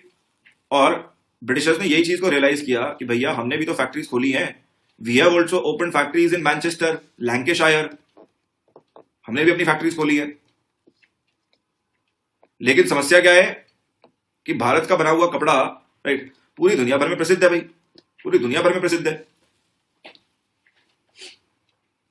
तो आप मैनचेस्टर और लैंकेशायर का बना हुआ कपड़ा कैसे भारत में उतार पाएंगे और कैसे दुनिया में उतार पाएंगे? तो सर एक तरीका होता है कि आप खुद में अपने आप परिपक्व हो जाएं, खुद में अपने आप इतनी तैयारी करें कि दूसरे को पछाड़ दें। दूसरा तरीका होता है कि उसकी तैयारी में ही जो है छेड़छाड़ कराएं, राइट। 2 तरीके ना रेस जीतने के, 2 तरीके रेस जीतने के, या तो उसे तेज दौड़ लो या फिर उसे गिरा दो, बस। और Britishers sir they are known for playing dirty, right, ये तो जाने ही जाते हैं सर चीटिंग करने के लिए। और ब्रिटिशर्स ने क्या किया, they simply formulated these laws to push back our industry, हमारी खुद की इंडस्ट्री को पुश करने के लिए पीछे ये लॉज स्टैब्लिश किए, जबकि हमारे ऐसा कुछ था नहीं, हमारे देश में तो लोगों के पास काम ही नहीं था उस समय ना। सो 8 आवर्स अ डे वर्क कर दिया, ओवर टाइम वेजेस का प्रावधान लिया है, एबॉलिशन ऑफ चाइल्ड लेबर कर दिया, रिस्ट्रिक्शन लगा दिया वुमेन को कि रात में काम नहीं कर पाएंगी, राइट। तो इस सबसे हुआ क्या, लेबर की कमी हुई इंडस्ट्री में। जब लेबर की कमी हुई तो आउटपुट में अपने आप कमी हो गई, आउटपुट कम हो गया। जैसे आउटपुट कम हो गया, ऑटोमेटिकली मार्केट में अपनी प्रोडक्ट लॉन्च कर पाए कि हम कर देंगे सप्लाई, कोई दिक्कत नहीं है अगर इनसे आउटपुट नहीं हो पा रहा तो, राइट। और इसके तहत जो है खासकर कॉस्ट के मार्जिन में, कॉस्ट के टर्म से बढ़ जाएगा ना, इंडियन टेक्सटाइल्स का दाम जो है बढ़ जाएगा, कमी हो गई है। तो जहां दाम बढ़े, कंपटीशन के तहत इसको जो है बीट कर दिया इंडियन टेक्सटाइल्स को, ठीक है जी। तो ये मैनचेस्टर और लैंकेशायर की ये टेक्सटाइल कंपनीज ही थी जिन्होंने लॉबिंग करी ब्रिटिश पार्लियामेंट में, आप कह सकते हो, या उनके यहां जो एमपीज होते हैं, और इनके द्वारा ये एक्ट पास किया गया only to push back our textile industry, ठीक है। 1891 का अगर आप प्रावधान देखने जाएंगे तो 1891 में जो है प्रोविजन आया कि 11 hours a day work for women, 11 घंटे काम लिया जा सकता है औरतों से with a break of 90 minutes, और बच्चों की एज जो है वो बढ़ा दी गई, चाइल्ड लेबर के तहत जो है बच्चों की एज बढ़ा दी गई, ठीक है। मतलब कि उस पर्टिकुलर एज से नीचे का बच्चा अब और काम नहीं कर सकता। तो आप खुद समझ सकते हैं कि लेबर कम कर रहे हैं, धीरे धीरे करके कम कर रहे हैं, ठीक है जी। So this is what you have to basically understand. So ये आपके सामने इंडियन फैक्ट्रीज एक्ट, भारतीय कारखाना अधिनियम 1881, ठीक है, ब्रिटेन में आया, वहां से पॉपुलराइज किया गया। सही मायनों में देखें तो 1883 है डेट, पर अगर कहीं पर 1881 मिले या 1883 मिले, सर मान के चलिए दोनों एक ही बात कह रहे हैं, दोनों एक ही बात कह रहे हैं, ठीक है, क्योंकि इंट्रोडक्शन 1881 में था, इट वॉज इंट्रोड्यूस्ड इन 1881। क्या क्या कर रहा है? It is increasing the cost of Indian labour favouring British textile. Second, 8 hours a day work, 8 घंटे दिन में काम लिया जाएगा, ओवर टाइम होंगे वेजेस के लिए, राइट। तीसरा, एबॉलिशन ऑफ चाइल्ड लेबर, बाल श्रम के विरुद्ध, जो है इसने कहा कि चाइल्ड लेबर को प्रोहिबिट करेंगे, एबॉलिश करेंगे, और there will be restriction of women working at night, women पर रिस्ट्रिक्शन लगा दिया रात में काम करने पे, ठीक। दूसरा आया इंडियन फैक्ट्री एक्ट, भारतीय कारखाना अधिनियम 1891, 11 घंटे का काम कर दिया निर्धारित वुमेन के लिए, जिसमें 90 मिनट का ब्रेक दे दिया, 90 मिनट्स ऑफ ब्रेक, क्योंकि जनरली एंटिसिपेट किया जाता था कि वुमेन जो है उनके पास they have to take care of the kids also, बच्चों का भी ध्यान रखना होगा उन्हें, तो उनका टाइम पीरियड ब्रेक का बढ़ा दिया है, 90 मिनट कर दिया है। और जो चिल्ड्रन को एम्प्लॉय करने की एज है, काम पर रखने की जो उम्र है, वो बढ़ा दी है। इससे क्या होगा? नंबर ऑफ वर्कर्स अपने आप इंडस्ट्री में कम हो जाएंगे, नंबर ऑफ वर्कर्स इंडस्ट्री में अपने आप कम हो जाएंगे, दे विल रिड्यूस डाउन, ठीक है। फैक्ट्रीज एक्ट 1911 जो आएगा, इसके बाद जो आएगा फैक्ट्रीज एक्ट ऑफ 1911, वो लिखा नहीं है इसमें, फैक्ट्री एक्ट ऑफ 1911, 1911 में जो आएगा कानून, वो क्या करेगा? वो रिड्यूस कर देगा, reduce the hours of work, it will reduce the hours of work, reduce the hours of work for men and child workers.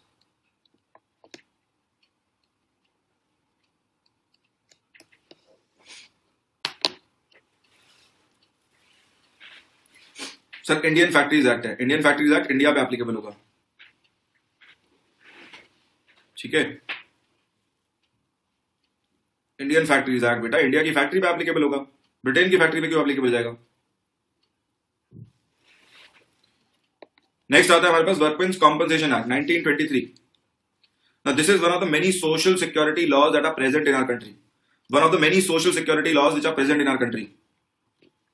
And this act provides for the rate at which compensation shall be paid. Right? तो ये बताता क्या है कानून? ये कानून basically बताता है रेट ऑफ कॉम्पनसेशन क्या होगा, किस दर पे आपको कॉम्पनसेट करना पड़ेगा एज एन एम्प्लॉयर, ठीक है, as an employer to the employee in case of any accident, in case the worker faces any kind of injury, अगर उसे चोट लग जाती है, कोई चोट लग जाती है उसे during the course of his employment, right, जिसमें उसका हाथ कट गया या अपंग हो गया, तो ऐसे में कितना कॉम्पनसेशन दिया जाएगा, या अगर डेथ ही हो गई, राइट, अगर उसकी मृत्यु हो जाती है तो उस केस में उसके डिपेंडेंट्स को कितना मुआवजा दिया जाएगा। तो ये एक्ट बात करता है उसकी, ठीक है ना, और अपने आप में सबसे पहला कानून है जो ऐसी बात करता है कॉम्पनसेशन की, ठीक। नेक्स्ट आता है हमारे पास ट्रेड यूनियंस एक्ट 1926 का 1926। ट्रेड यूनियंस एक्ट, व्यापार संघ अधिनियम, ट्रेड यूनियंस को वैध करार देता है, लीगल करार देता है, ठीक। मतलब कि यहां से रजिस्ट्रेशन हो सकता है, there can be registration of trade unions, there can be registration of trade unions.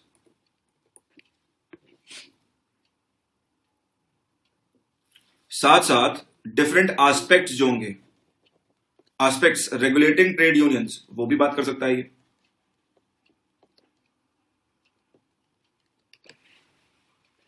Certain different aspects, right, regarding trade unions can also be dealt by the law, ठीक। तो जैसा कि आप देख पा रहे हो इसमें लिखा है साफ साफ, अगर कोई भी 7 वर्कर चाहें तो वो एक ट्रेड यूनियन फॉर्मुलेट कर सकते हैं, रजिस्ट्रेशन की मांग कर सकते हैं, ताकि कलेक्टिव बार्गेनिंग प्रोसेस में पार्टिसिपेट कर सकें, कलेक्टिव बार्गेनिंग नेगोशिएशंस, सामूहिक सौदेबाजी वार्ता में भाग ले सकें, कलेक्टिव बार्गेनिंग नेगोशिएशंस में पार्टिसिपेट कर सकें। This act allowed unionisation in both organised and unorganised sector. यहां से सर कहानी शुरू होती है ट्रेड यूनियंस की, ना, मजदूर संघ जिंदाबाद, मजदूर एकता जिंदाबाद, वो सारी कहानी यहां से शुरू होती है। ये नहीं होता तो कभी भी ट्रेड यूनियंस इतना पॉपुलर, ठीक है, एक मूवमेंट के रूप में नहीं बढ़ता इंडिया में भी, ठीक है जी। मूवीज में देखा है आपने, आई थिंक, है ना, काफी सारी मूवीज में दिखाया गया है तो, ठीक है। चलें आगे, यहां तक क्लियर हुई बात ट्रेड यूनियंस तक।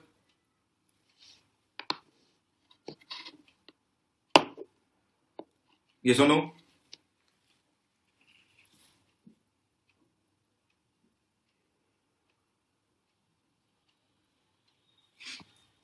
ठीक है। कलेक्टिव बार्गेनिंग, सामूहिक सौदेबाजी, ऐसे समझो इसको।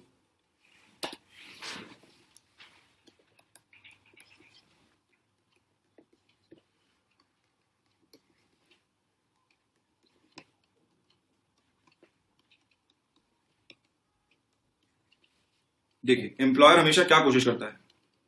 एम्प्लॉयर हमेशा ये कोशिश करेगा कि हर किसी से इंडिविजुअली डील करूं, हर किसी से इंडिविजुअली डील करूं। समस्या क्या है सर? एकता में शक्ति है। यहां इसे भी पता है बात, इसे भी पता है ये बात कि अगर ये एक साथ यूनाइट हो गए, एक साथ यूनाइट हो गए, तो सात के साथ को रिप्लेस कर पाना थोड़ा डिफिकल्ट सा टास्क है। 7 लोगों को अचानक से रिप्लेस कर देना, it is going to be difficult task.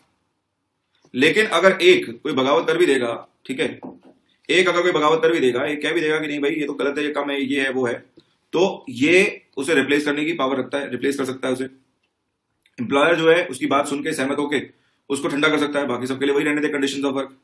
ठीक, तो कहानी क्या है? कलेक्टिव बार्गेनिंग में, सामूहिक सौदेबाजी में, ये सारे साथ मिलकर बार्गेन करते हैं। Instead of this structure, instead of talking और नेगोशिएटिंग विद हिम अलोन, ये अब सारे साथ मिलकर एक साथ कलेक्टिव बार्गेनिंग करेंगे। तो ये अपना बता देंगे कि सर ये कुछ चैलेंजेस हैं, ये कुछ प्रॉब्लम्स हैं जो हम फेस कर रहे हैं, ये कुछ प्रॉब्लम्स हैं कलेक्टिवली जो हम फेस कर रहे हैं, और इस पर हमें सोल्यूशन चाहिए। एक को नहीं चाहिए, पूरी ऑर्गेनाइजेशन, पूरी ट्रेड यूनियन को चाहिए। ठीक, समझ में आ गई आपको बात? क्लियर होगी कहानी? चलिए नेक्स्ट आते हैं हम प्री इंडिपेंडेंस लॉज में आगे। ट्रेड डिस्प्यूट्स एक्ट, व्यापार विवाद अधिनियम 1926, व्यापार विवाद अधिनियम 1926, restraining the rights of strike, प्रतिबंधित हड़ताल, प्रतिबंधित हड़ताल, एंड लॉकआउट, एंड लॉकआउट। मतलब कि सर अपने आप कानून बता रहा है कि उस जमाने में 1926 के आसपास डेफिनेटली यहां पर लेबर मूवमेंट स्ट्रांग हुआ होगा, लेबर मूवमेंट स्ट्रांग हुआ होगा। यहां आपने ट्रेड यूनियंस बनाने की आजादी दी, ठीक, और अपने आप ऑटोमेटिकली ट्रेड यूनियंस के बनने से हड़तालें, स्ट्राइक्स, ये सब पिक्चर में आया होगा, राइट। तो डिस्प्यूट्स अब फोर फ्रंट पे आने शुरू हो गए हैं, जिसमें ट्रेड यूनियन अब रख रही है डिस्प्यूट कि भाई ये दिक्कत है, ये विवाद है, और आपको इस पर सहमत होना पड़ेगा, तब जाके हम काम पे जाएंगे, वरना हम बैठे यहां पे हड़ताल पे। ठीक, तो इसने प्रोविजंस बनाए, इस कानून के द्वारा हमने प्रोविजंस लेके आए कि ट्रेड डिस्प्यूट अगर हो भी जाता है, विवाद हो जाता है, तो कैसे रिजॉल्व होगा।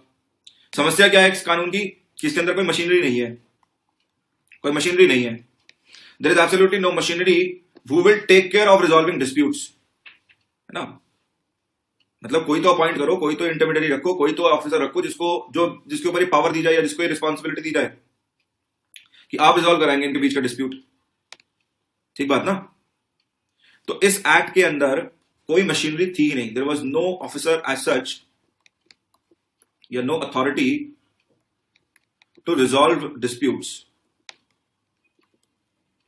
To resolve disputes.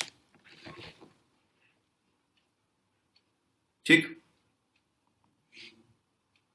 यहां तक कहानी क्लियर हुई? अब देखिए समस्या क्या है।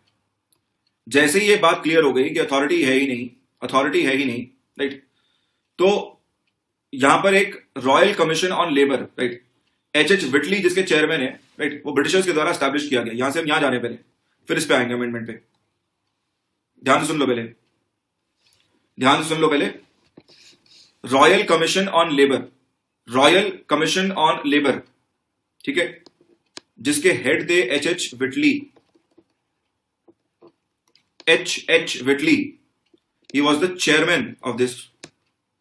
और साथ साथ दो मेंबर्स और थे हमारे पास, एक थे एनएम जोशी, एनएम जोशी, और दूसरे थे दीवान चमनलाल,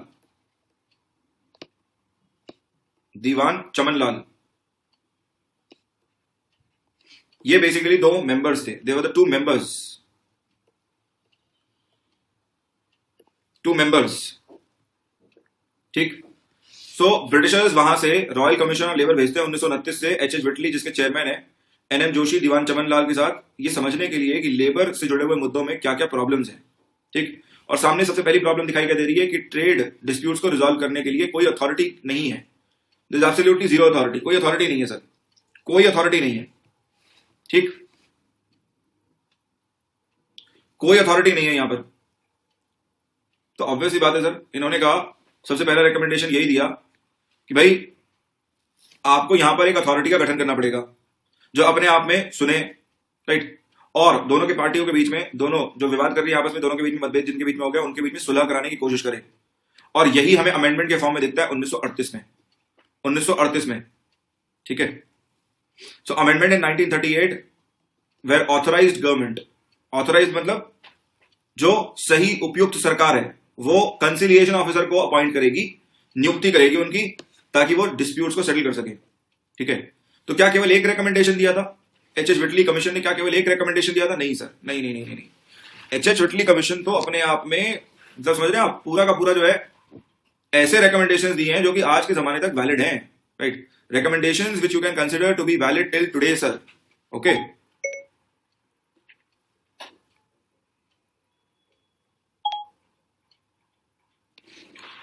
सो इसको कंसिडर किया जाता है as a monumental work. Report that was released by this commission was considered a monumental work.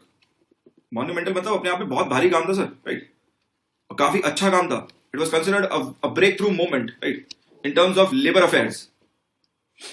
So it was considered a monumental work because of progressive recommendations. Because of progressive recommendations, ठीक है ना। जैसे कि एक तो हमारा आ गया कि कंसिलिएशन ऑफिसर हो, लेकिन इसके साथ साथ इन्होंने कहा लेबर ऑफिसर्स भी होने चाहिए। There should be appointment of labour officers, ठीक, लेबर ऑफिसर्स होने चाहिए चेक करने के लिए। दूसरा इन्होंने कहा प्रोविजन ऑफ कैंटीन्स होना चाहिए, प्रोविजन ऑफ कैंटीन्स, क्योंकि मजदूर जहां काम करने जा रहे हैं, सुबह सुबह निकल गया घर से, कुछ खाया नहीं, कुछ पिया नहीं, राइट, तो उसके लिए कैंटीन की व्यवस्था होनी चाहिए, ठीक है ना। सबसे खास बात जो इन्होंने करी है, सबसे इंपॉर्टेंट जो मुद्दा इन्होंने पिक किया, इन्होंने जो बात करी वो करी लेबर की जो माइग्रेट करती है, लेबर की जो माइग्रेट करती है, which migrates to cities in search of meaningful livelihood,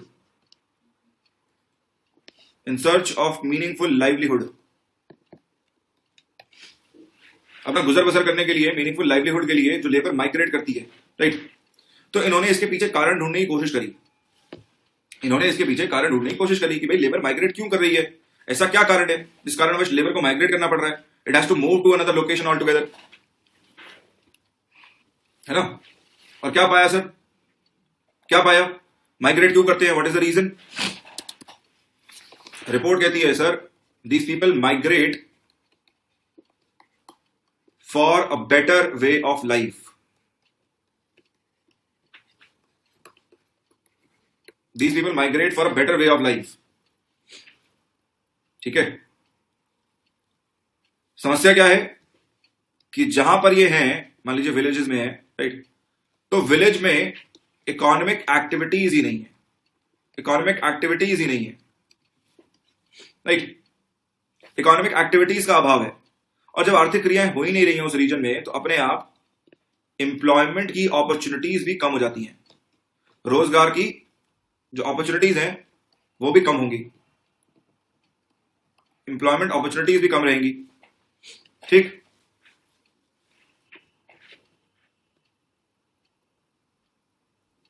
और सर वही कहानी आज भी एप्लीकेबल है, the same thing is applicable even today also, that my workers are migrating for a better way of life even today. आज भी हम देखने को मिलता है। लास्ट ईयर याद है ना आपको, लास्ट ईयर याद है, भूल गए, वर्कर कैसे माइग्रेट कर रहा था इधर से उधर से इधर। तो यही तो चीज देखने को मिली थी हमें, कि लेबर जब माइग्रेट कर रहा था, he is migrating due to lack of employment opportunities, अभाव नजर आ रहा है हमें एम्प्लॉयमेंट अपॉर्चुनिटीज का, और इसीलिए ये लेबर मूव कर रहा है, राइट, कि बाहर मूव कर पाएगा तो कम से कम खाना तो मिल पाएगा, कम से कम क्लोथिंग तो मिल पाएगी, कम से कम ठीक जगह रह तो पाएगा। विलेज में रहा तो इसकी ग्रोथ लिमिट हो जाएगी, ठीक है। और ये जो सिचुएशन उन्होंने बोल के गए थे, खुद सोचना जरा, 1931 में बोल के गए थे सर, 1931, ठीक है, ऑलमोस्ट कितने साल हो गए हैं, it has been almost 90 years now, 90 साल हो चुके हैं इस बात को। आज भी ये बात हमारी इकोनॉमी में, हमारे देश में एप्लीकेबल है, आज भी एप्लीकेबल है। और सबसे कमाल बात ये है कि over the period of time बढ़ी है जो इंटेंसिटी है माइग्रेशन की, राइट। समस्याएं जो है वो बढ़ी ही है, कम नहीं हुई है। समझ रहे हैं? जिस समस्या का हमने आइडेंटिफिकेशन 1931 में कर लिया, उस समस्या का समाधान आज तक नहीं कर पाए। कहने का अर्थ ये है, यहां तक क्लियर है मेरी बात? ये सुनो। नेक्स्ट आते हैं हम payment of wages act of 1936। Payment of wages act of 1936, मजदूरी का भुगतान अधिनियम 1936। मजदूरी का भुगतान अधिनियम 1936 किसकी बात करता है sir? Empowered employers to deduct wages of employees absent from work without reasonable cause. ठीक है ना? मतलब कि इधर की भी बात करता है, उधर की भी बात करता है, दोनों के लिए वेलफेयर है, दोनों के लिए अच्छा है, राइट। एम्प्लॉय के लिए क्या है? एम्प्लॉय के लिए कह रहा है कि वेजेस डिस्ट्रीब्यूट की जाएंगी टाइमली बेसिस पे, इनका वितरण होना चाहिए समय के आधार पे, राइट। समय के आधार पे किसके द्वारा? Distributed by employers. एम्प्लॉयर्स ने कहा लेकिन जो काम पे नहीं आते उनका क्या करूं? वो तो फिर भी मांग करते हैं कि मुझे पैसे दो। तो एम्प्लॉयर्स को कह दिया कि भाई आप कटौती कर सकते हो, आप चाहो तो आप वेजेस डिडक्ट कर सकते हो। जो व्यक्ति एब्सेंट है काम से, आप उसके वेजेस डिडक्ट कर सकते हो, who is absent without any reasonable cause, right. और यहीं से कहानी शुरू हो जाएगी टैक्सेशन की भी, यहीं से कहानी शुरू हो जाएगी टैक्सेशन की। तो सरकार ने कहा कि भैया ऐसा है, वेजेस में से देते समय कुछ पैसा आप सरकार को भी देंगे, कुछ पैसा आप सरकार को भी जमा करेंगे। बोला वो क्या है? बोला टैक्स है, राइट। तो टैक्स डिडक्टेड एट सोर्स। तो ये टैक्स आपको जमा करना है सेंट्रल गवर्नमेंट, कई बार state government on a regular basis. This is nothing but tax deducted at source. ठीक। नेक्स्ट आता है industrial employment standing orders act of 1946। Industrial employment standing orders act of 1946। अब अगर इस कानून को हम देखें तो स्टैंडिंग ऑर्डर्स की बात हो रही है। स्टैंडिंग ऑर्डर्स मतलब निर्देश दिए जाएंगे, ऑर्डर्स दिए जाएंगे, किसके द्वारा? एम्प्लॉयर के द्वारा। मेरी इंडस्ट्री है, मैं अपने वर्कर को क्लैरिटी देना चाहता हूं, उसे कुछ बताना चाहता हूं, तो मैंने सुबह ही लिख के दे दिया कि भैया आज जो है हमारे पास 3 यूनिट में से 2 यूनिट फंक्शनल है, आज के दिन पे हमें इतनी लेबर की रिक्वायरमेंट है, इस सेक्टर में काम करने वाले व्यक्ति को इतनी वेज, इस सेक्टर में काम करने वाले व्यक्ति को इतनी वेज, और इसमें काम करने वाले को इतनी वेज मिलेगी, राइट। तो मैंने सारी कंडीशंस निर्धारित करके पहले ही बोर्ड पे लगा दी। ठीक। ब्रेक इतने बजे से इतने बजे का होगा। सो इसको कहा जाता है स्टैंडिंग ऑर्डर्स। स्टैंडिंग ऑर्डर्स क्या कर रहा है? वही कहानी मिनिमाइज करना चाह रहा है दोनों के बीच में डिस्प्यूट्स को लेके। So this was designed to define the terms of employment, रोजगार की शर्तों को परिभाषित करे, and to give the workman collective voice regarding the terms of employment and ensure the conditions of service. Obviously बात है, जब मुझे लिखना पड़ रहा है बोर्ड के ऊपर, राइट, जब मुझे बोर्ड के ऊपर लिखना पड़ रहा है तो सबको प्रोवाइड करना पड़ेगा ना सेम कंडीशंस ऑफ वर्क। ऐसा थोड़ी है कि मैं 4 लेबर को ले जाके खराब प्लांट में या खराब मशीन के ऊपर भी काम करा लूंगा जो डेंजरस हो सकता है उसके लिए, नहीं कर सकता, राइट। ये so no. So industrial employment standing orders act अपने आप में कलेक्टिव वॉइस देने की कोशिश करता है लेबर को। ठीक है। कंडीशंस ऑफ सर्विस को रेगुलेट करता है, कंडीशंस रोजगार की शर्तों को परिभाषित करता है, right. And it is designed to define these conditions, these terms of employment. So ये थे हमारे पास प्री इंडिपेंडेंस तक के लॉज। लेकिन अब आपको क्या मिलेंगे? Post independence. एक बात बिल्कुल क्लियर कर दूं मैं, पोस्ट इंडिपेंडेंस में कुछ सब्जेक्ट्स रिपीट होंगे। ठीक है। जैसे यहां पर आप देख रहे हैं ट्रेड डिस्प्यूट एक्ट, वहां पर आप क्या देखेंगे? Industrial disputes act. ठीक है। तो यहां पर सब्जेक्ट रिपीट होने के चांसेस ज्यादा हैं। ध्यान से सुन लीजिए, समझ लीजिए इस बात को। ठीक है। सरकार यहां पर सब्जेक्ट रिपीट कर रही है लेकिन प्रावधानों को रिफाइन करेगी। मतलब जो अभी तक कमी पेशी नजर आई थी पिछले कानून में, उसमें बदलाव करने का मौका मिला है। तो यहां से लेबर लॉज के अंदर चेंजेस आपको देखने को मिलेंगे। कुछ सब्जेक्ट्स पर जहां पर लॉज नहीं है वहां पर लॉज बनेंगे, कुछ सब्जेक्ट्स पर जहां पर लॉज पहले से हैं उनमें अमेंडमेंट्स देखे जाएंगे, या उनमें ऑल टुगेदर एक्ट को ही रिप्लेस करके एक नया एक्ट जगह ले लेगा उसकी। जैसे कि हमारे पास है industrial disputes act of 1947, industrial disputes act of 1947, right. किसकी बात कर रहा है? On securing good relations between employer and the workman, नियोक्ता और काम करने वाले के बीच सौहार्द और अच्छे संबंध हो। ठीक। एक investigation and settlement of industrial disputes, किसके बीच में सर? एम्प्लॉयर के बीच में। देखना कितनी सारी कंडीशंस हमने एम्प्लीफाई कर दी हैं। बिटवीन एम्प्लॉयर, ऐसा हो सकता है दो इंडस्ट्री के मालिक आपस में ही लड़ रहे हो, तो एम्प्लॉयर के बीच में क्या कंडीशंस रहेंगी? डिस्प्यूट होता है कैसे रिजॉल्व होगा, राइट? सेटलमेंट कैसे होगा वो बता देगा, पहला तो। दूसरा एम्प्लॉयर वर्कर के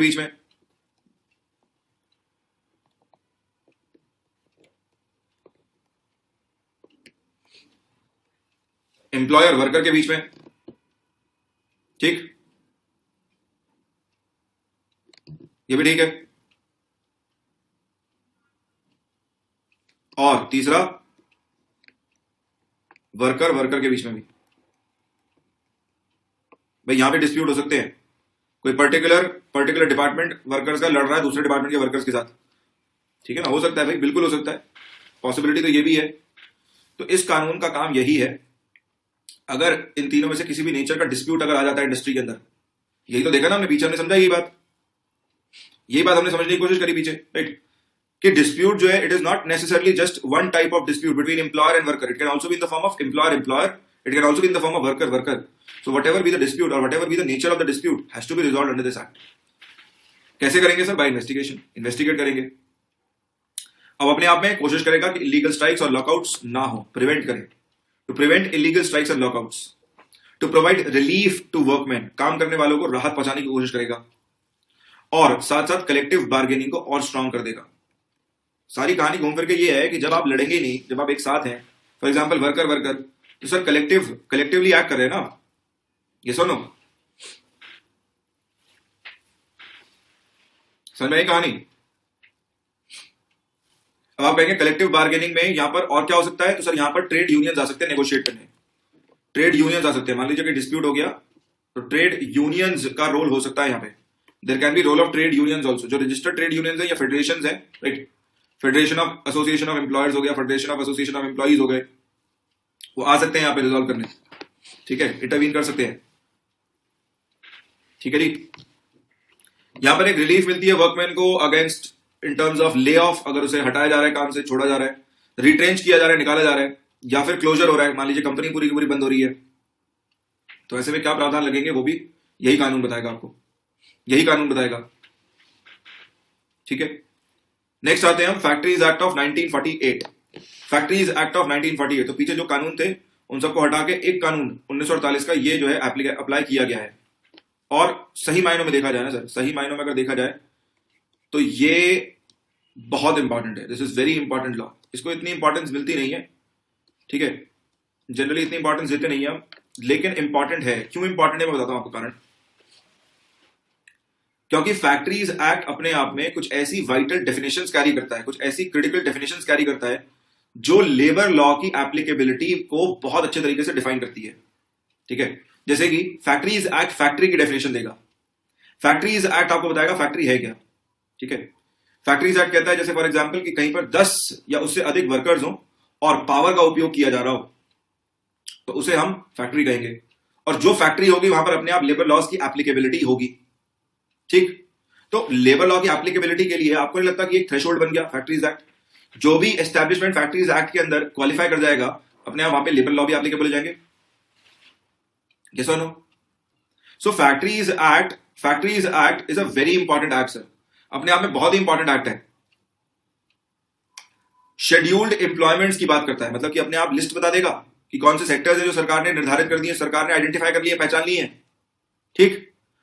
वहीं पर मिनिमम रेट्स ऑफ वेजेस की बात हो पाएगी, ये सुनो।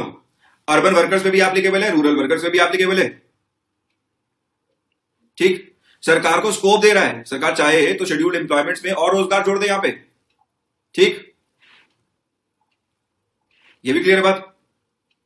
तो हम कह सकते हैं कि ये एक्ट जो है आपका हर तरीके से एप्लीकेबल है। ये एक्ट आपका वेज वर्कर पे भी एप्लीकेबल है, होम वर्कर पे भी एप्लीकेबल है, सेल्फ एम्प्लॉयड जो है उन पर भी एप्लीकेबल जाता है, right? So the Factories Act of 1948 was brought in to regulate the working conditions in factories, specifically to regulate the health, safety, welfare and annual leave provisions, and enacts special provisions in respect of young persons, women and children who work in factories. ठीक है ना? और कहीं ना कहीं कानून इसकी बात करता है कि वेजेस जो है वो सरकार फिक्सेड करेगी, मिनिमम वेजेस नहीं, सॉरी, सरकार जो है वो ये देखेगी कि फैक्ट्रीज के अंदर वेजेस जो है वो टाइमली दी जाए, वेजेस टाइमली दी जाए। ठीक है जी, क्लियर हुई मेरी बात इतनी? यस और no? Is this clear to you?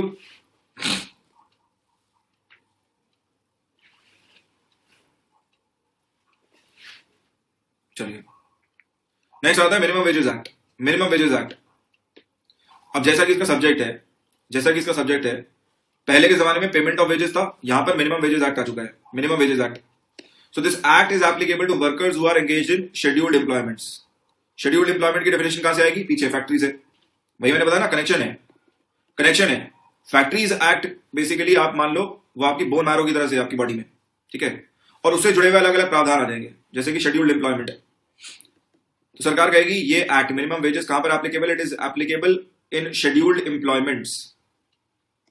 आप कहेंगे शेड्यूल्ड एम्प्लॉयमेंट्स हैं क्या? मैं कहूंगा जो लिस्ट फैक्ट्रीज एक्ट में लगी हुई है, जिसको सरकार ने पहचान लिया है, शेड्यूल के तहत डिफाइन कर दिया है, शेड्यूल में ऐड कर दिया उस सेक्टर का नाम, वो शेड्यूल्ड एम्प्लॉयमेंट है, वो शेड्यूल्ड एम्प्लॉयमेंट है। और एक्ट अपने अंदर क्या कहता है? मिनिमम वेजेस की अप्रोप्रिएट गवर्नमेंट, उपयुक्त सरकार जो है minimum rate of wages fix करेगी। It is going to fix the minimum rates of wages that are payable to employees in a specified employment and review the rates at such intervals as it may think fit। तो समय समय पर सरकार जो है इसमें अपने आप अप्रोप्रिएट टाइम इंटरवल्स पर इसे रिव्यू करेगी। सरकार को लग रहा है रेट कम है समय के हिसाब से, महंगाई बढ़ गई है, इन्फ्लेशन हो गया है, तो इसे रिवाइज कर दे। और कानून इतना तक कहता है कि जो मैक्सिमम टाइम पीरियड होगा, मैक्सिमम जो इंटरवल होगा, it can not exceed 5 years।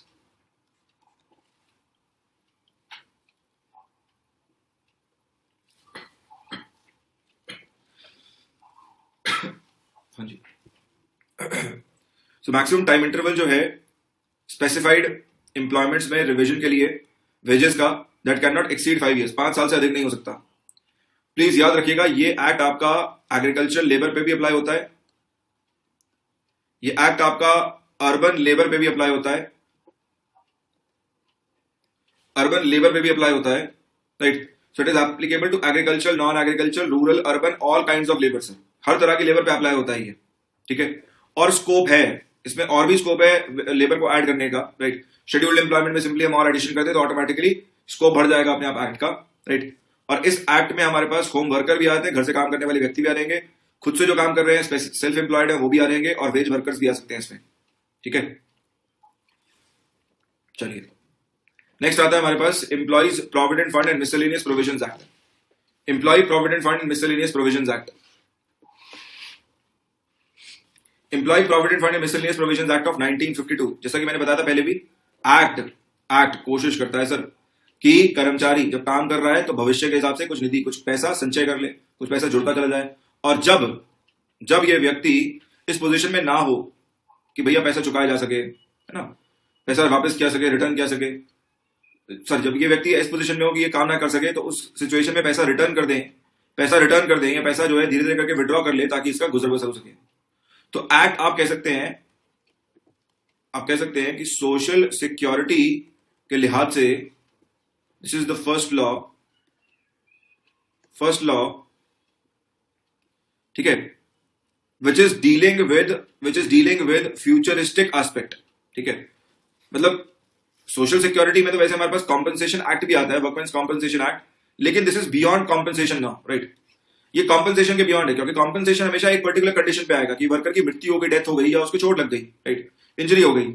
ये क्या है? ये हर व्यक्ति के लिए जिसको चोट ना भी लगे, एज के हिसाब से रिटायर होगा, राइट, उसके लिए भी सोशल सिक्योरिटी एम्बिट बिल्ड कर देगा, उसके लिए एक कवर बना देगा कि भाई जब तू रिटायर हो जाएगा तो तेरे गुजर बसर के लिए इतना पैसा तो होगा तेरे पास अकाउंट में, ठीक। So the act aims to provide a kind of social security to the industrial workers, and the act mainly provides retirement और old age benefits like provident fund, superannuation pension, superannuation मतलब जो आपका retirement होता है उसको super एनुएशन कहते हैं, invalidation pension, family pension, मान लीजिए आपकी डेथ हो गई काम के दौरान, राइट, तो फैमिली को एक पेंशन अमाउंट मिलता रहेगा, राइट। और साथ साथ डिपॉजिट लिंक्ड इंश्योरेंस की भी बात करता है, मतलब अगर वर्कर का काम बहुत डेंजरस है, राइट, कोई ऐसे सेक्टर में प्रेजेंट है जहां पर बहुत ज्यादा हार्मफुल इंपैक्ट हो सकता है, मान लीजिए ब्लास्ट फर्नेस के आसपास काम कर रहा है, तो उसके स्मोक से, उसके धुएं से इंपैक्ट हो सकता है हेल्थ पे, कैंसर हो सकता है, या कोई बीमारी हो सकती है, लंग्स की, अस्थमा हो सकता है over the period of time, तो डिपॉजिट लिंक्ड इंश्योरेंस की फैसिलिटी भी देता है सेक्टर में, ठीक है। अब ये सेक्टर टू सेक्टर वेरी कर जाएगा, ठीक है ना, जितना ज्यादा रिस्क उसके हिसाब से उतना ज्यादा बेनिफिट प्रोवाइड करने की कोशिश करेगा वर्कर को। क्लियर हुई मेरी बात? यस और नो?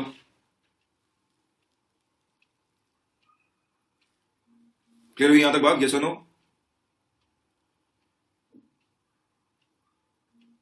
ठीक है। अभी हमारे पास और भी है कंटेंट, लेकिन मैं देख पा रहा हूं कि नंबर आपका कम हो गया है, so it was close to 60, लेकिन अभी 40 लोग ही बचे हैं, ठीक है। तो हम ये मैटरनिटी बेनिफिट एक्ट और बचा हुआ जो पार्ट है उसमें रिमेनिंग क्लास में कवर करेंगे, ठीक है। क्लियर हुई मेरी बात इतनी?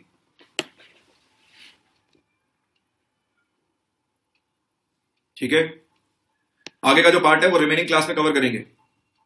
वही ओवरलोड हो रहा है मेरे ख्याल से, इसलिए बच्चे अभी क्लास 40 स्ट्रेंथ हो गए अचानक से, ठीक है। कोई बात नहीं, टेक योर टाइम, सब्जेक्ट में समय लो, ठीक है, समय लो। क्या है ना, एंजॉय करना है, you have to feel the subject. आपको सब्जेक्ट के अंदर ऐसा होना चाहिए कि हाँ आप इमेजिन कर पा रहे हो कि अच्छा ठीक है, लेबर को ये प्रॉब्लम फेस हो रही होगी, तो इसलिए कमीशन बनाई है, इसलिए यही चीज हुई। तो वो जो इमेजिन कराने की कोशिश कर रहा हूं मैं आपको, उससे मेमोरी सेल्स बिल्डअप होते हैं, ठीक है। So that is much more important मेरे लिए। कोई बात नहीं, टाइम ज्यादा लग जाएगा, कोई दिक्कत नहीं, लेकिन याद तो रहेगा जिंदगी भर, बस, ठीक है। कोई क्वेश्चंस, कोई डाउट हो तो पूछो, क्वेश्चंस हो, डाउट हो पूछो।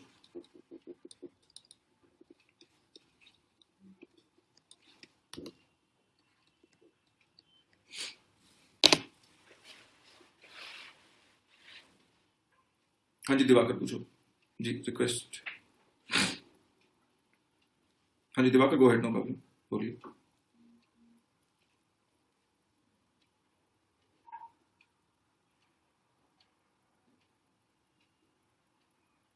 बिफोर द क्लास, सो वो मुश्किल है, before the class it's very difficult.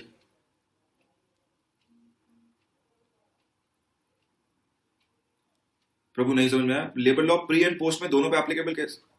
Sir एक कानून बनाया, मान लो ध्यान से सुनो, पीछे हमारे पास डिस्प्यूट्स एक्ट था, ठीक, डिस्प्यूट्स एक्ट था। अब हमने कहा डिस्प्यूट्स एक्ट में ये कमियां हैं, दीज आर लूप होल्स। तो जब मैं नया कानून लेके आ रहा हूं, आईडीए, इंडस्ट्रियल डिस्प्यूट्स एक्ट, तो ये इसे रिप्लेस कर दे रहा है ना, इसे पूरी तरीके से रिप्लेस कर दे रहा है। तो पुराना कानून थोड़ी एप्लीकेबल है, पुराना कानून खत्म हो गया, नया कानून एप्लीकेबल हो गया, ठीक।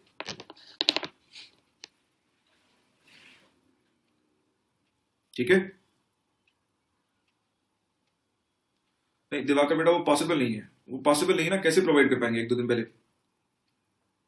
बाकी मैं बोल देता हूं, आई डोंट थिंक ये फीजिबल हो पाएगा, ठीक है, but still I try, I tell them भाई ऐसी रिक्वेस्ट है।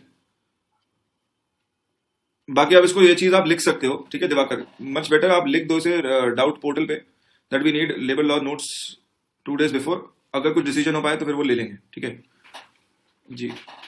सब पीडीएफ, हाँ जी हर्षिता, पीडीएफ अवेलेबल रहेगा क्लास के बाद। ईपीएफओ का के कम है, मैं समझ नहीं पाया बेटा, उत्कर्ष क्या कह रहे हैं? सर एम्प्लॉइज का वेजेस सर रुपी में हो सकता है क्या? हाँ जी रुपीज में ही होगा बेटा, एम्प्लॉइज के वेजेस रुपीज में ही होंगे, डॉलर में क्यों देंगे? देश तो भारत ही है, भारत में ही रुपया खर्च होता है, तो रुपये में ही देंगे जी। सर क्या सोशल सिक्योरिटी लॉस में वो एम्प्लॉयमेंट में कंसिडर होगा, अनएम्प्लॉयमेंट में कंसिडर होगा जो किसी इनेबिलिटी? हाँ जी बिल्कुल होगा, बिल्कुल होगा, बिल्कुल होगा। सोशल सिक्योरिटी से पैसा विड्रॉ करने के लिए कुछ कंडीशंस है सर, ठीक है। फिर वही कहानी है कि हमें उन कंडीशंस में जाना नहीं, लेकिन ऐसे प्रावधान है कि अगर कभी मान लीजिए किसी को कोई अचानक नीड भी बढ़ती है तो आप विड्रॉ कर सकते हैं, ठीक है। वो आप जो कह रहे हैं वो बिल्कुल प्रैक्टिकल वाली चीज है, ठीक है, प्रैक्टिकल टर्म्स में आप बात कर रहे हैं कि क्या प्रोविडेंट फंड से पैसा निकाला जा सकता है? हम निकल में निकाला जा सकता है, घर बनाना है लोग निकालते हैं पैसा प्रोविडेंट फंड से पैसा, ठीक है। शादी करनी है बेटी की, निकालते सब, बिल्कुल निकालते हैं लोग पैसा। बेटा के क्या है मैं समझ नहीं पा रहा, ईपीएफओ का के कम है मतलब नहीं समझ पा रहा मैं, के ए वाई का मतलब क्या है? मतलब इतना एब्रीविएशन सर बेट, ये तो मैं अभी तक परिपक्व नहीं हो पा रहा हूं कि मैं आपका के ए वाई समझ जाऊं, या आप समझा नहीं पा रहे मुझे। रॉयल कमीशन ऑन लेबर, आपका रॉयल कमीशन ऑन लेबर आया, ईपीएफओ का काम क्या है? काम बोलो ना, के कह रहे हो? अच्छा, ठीक ठीक ठीक, के काम है, ठीक है, समझ अंडरस्टूड। हिंदी बोल लो, वैसे ही नहीं समझ में आता, डायरेक्टली फेस टू फेस होता है ये समझ में आ गया होता है, लेकिन ये हाँ कह सकते हैं कि ऑनलाइन के कारण है ये। चलो कोई नहीं, पहले मैं रॉयल कमीशन पे आ जाता हूँ। रॉयल कमीशन पे आ जाता हूँ। रॉयल कमीशन, एच विटली कमीशन भी कहते हैं इसको। एच विटली कमीशन, एच विटली कमीशन का बहुत सिंपल सा काम था कि जो प्रेजेंट लेबर लॉज हैं, जो भी उस समय पे लेबर लॉज एग्जिस्ट करते हैं, ठीक है, उन लेबर लॉज में जो भी दिक्कतें हैं, जो भी चैलेंजेस हैं, उनको आइडेंटिफाई करना। ठीक, पहला काम ये दे दिया। दूसरा काम दिया इन्हें कि भाई लेबर को स्टडी करना, भारत में लेबर के पैटर्न्स को स्टडी करना, लेबर को स्टडी करना, राइट। लेबर जो भी दिक्कतों की परेशानियां जो भी झेल रहा होगा, जो भी प्रॉब्लम झेल रहा होगा, उनको अगर आप आइडेंटिफाई कर पाए तो बेस्ट है। ठीक, इसमें इनका साथ दिया दो व्यक्तियों ने, दो मेंबर्स थे साथ में इनके। ठीक, एनएम जोशी, सर नाम याद रख लेना एनएम जोशी जी का, एनएम जोशी और चमनलाल, ठीक, दीवान चमनलाल। और इन्होंने बात करी कि लेबर फॉर एग्जांपल जब आ रहा है, ठीक है, किसी इंडस्ट्री में काम कर रहा है, तो पहला तो उसके पास कैंटीन की सुविधा नहीं है। कैंटीन की सुविधा दे सकते हैं, कैंटीन की फैसिलिटी दे सकते हैं जहां पे सब्सिडाइज्ड आइटम्स मिल जाए, सब्सिडाइज्ड आइटम्स मिल जाए खाने पीने की। ठीक, पहली चीज। दूसरा,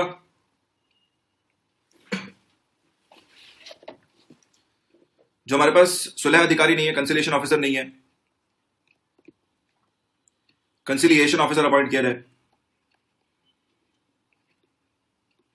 जो सुलह कराएगा। इसके अलावा लेबर ऑफिसर्स वैसे भी अपॉइंट किए जाए, लेबर ऑफिसर्स जो जनरल लेबर वेलफेयर देखेंगे, है ना। इतने सारे कानून बना दिए, उनका एप्लीकेशन भी तो देखना है किसी को, अप्लाई हो रहे हैं या नहीं हो रहे हैं, तो लेबर ऑफिसर्स भी होने चाहिए। और जो सबसे इंपॉर्टेंट बात कही जाती है रॉयल कमीशन ऑन लेबर की, वो ये है कि 1931 में इतना प्रोग्रेसिव था, इतना फॉरवर्ड थिंकिंग था कि माइग्रेशन के मुद्दे को समझ पाया, माइग्रेशन का मुद्दा बेसिकली उठा पाया और कह पाया कि देखिए माइग्रेशन देश में क्यों हो रहा है, क्योंकि विलेज एरियाज में, रूरल एरियाज में अनइक्वल ग्रोथ अपॉर्चुनिटीज हैं, वहां पर इकोनॉमिक एक्टिविटीज इतनी कम है, इकोनॉमिक एक्टिविटीज है ही नहीं, ना के बराबर है कि लोगों को माइग्रेट करके, है ना, अच्छे लिविंग स्टाइल के लिए, खाने के लिए, अच्छा लिविंग स्टाइल भी क्या, कई बार तो खाने की जरूरतों को पूरा करने के लिए, कपड़े की जरूरत, राइट, बच्चों का निर्वाह कराने के लिए बेसिकली लेबर को मूव करके अर्बन एरियाज में आना पड़ रहा है।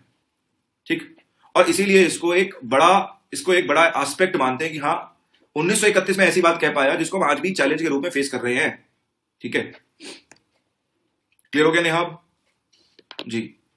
ईपीएफओ का काम क्या है, अब वो सुन लो। ईपीएफओ का काम बेसिकली क्या है कि जितनी भी आपके पास ऑर्गेनाइजेशंस, चाहे पब्लिक प्राइवेट जैसी भी हो, जो भी एम्प्लॉई का पैसा डिडक्ट कर रही है पीएफ के नाम पे, वो समय से जमा करें, ठीक है, अकाउंट्स मेंटेन करें सही तरीके से, राइट। और खासकर की बात यह है कि as an organisation it has the responsibility of looking after the social security of the highest number of people in the country, है ना।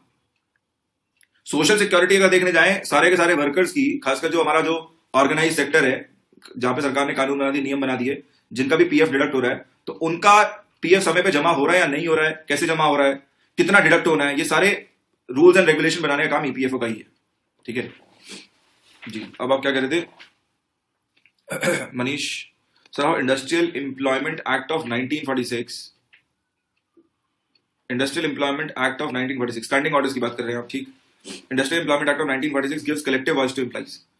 बेटा इंडस्ट्रियल एम्प्लॉयमेंट स्टैंडिंग ऑर्डर्स दे रहे हैं, राइट, जहां पे एक एम्प्लॉयर, कंपनी का मालिक, इंडस्ट्री का मालिक, सभी वर्कर्स के लिए कंडीशंस ऑफ वर्क बोर्ड पे लिख दे रहा है सुबह ही, राइट, सब कुछ बता दे रहा है, जो भी चीजें बतानी चाहिए स्टैंडिंग ऑर्डर्स के तहत, राइट। इससे क्या होगा, अलग अलग तो नहीं हो सकती बात, राइट, कहीं पर भी डिफरेंसेस नहीं आ सकते।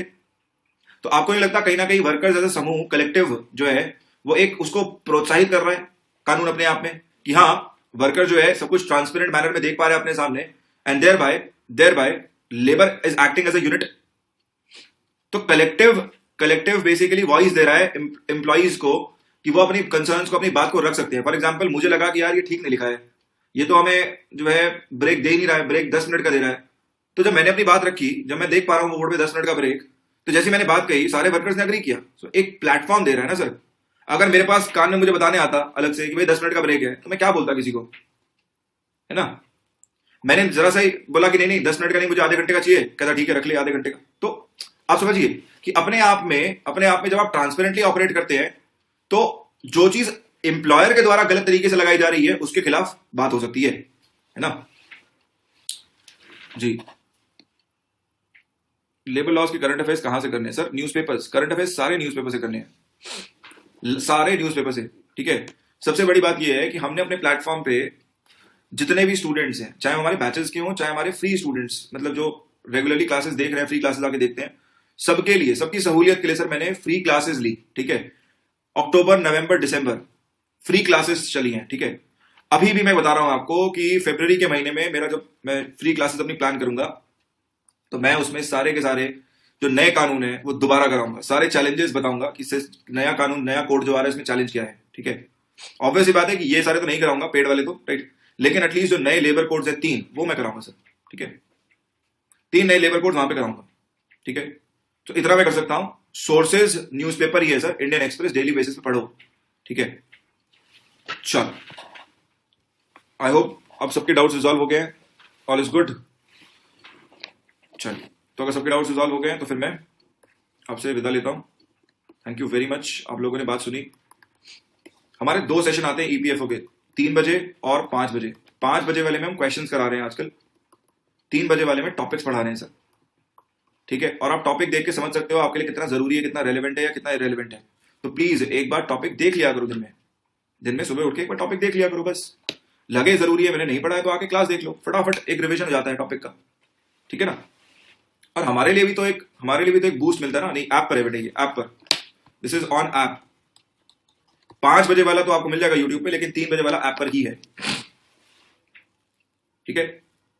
हमें भी एक बूस्ट मिलता है कि हम अगर लेक्चर प्रिपेयर कर रहे हैं, हम एक लेक्चर लेके आ रहे हैं, तो कम से कम बच्चा लाइव आके हमसे सवाल पूछ रहा है, हमसे डिस्कस कर रहा है। वरना सर खाली क्लासरूम पढ़ा के खाली, मतलब आप समझ रहे हैं, आप बाद में भी देखेंगे, मैं समझ सकता हूँ, चलो बाद में भी देखा, कुछ बच्चों की मजबूरी है बाद में देखना कि वो नहीं है फ्री, काम कर रहे हैं बेचारे, जॉब पे है, लेकिन फ्री जॉब है, आप प्लान कर सकते हैं सर अपना day, you can plan it very efficiently. और ये टाइम चेंज नहीं होगा, ये 3-5 चलता ही रहेगा, मंडे टू फ्राइडे ये 3-5 चलता ही रहता है हमारा, राइट।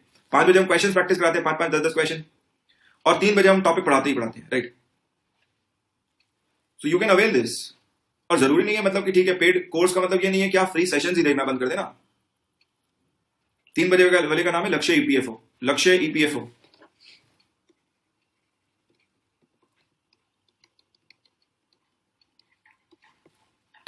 यूट्यूब चैनल का नाम ग्रेड अप आईएएस।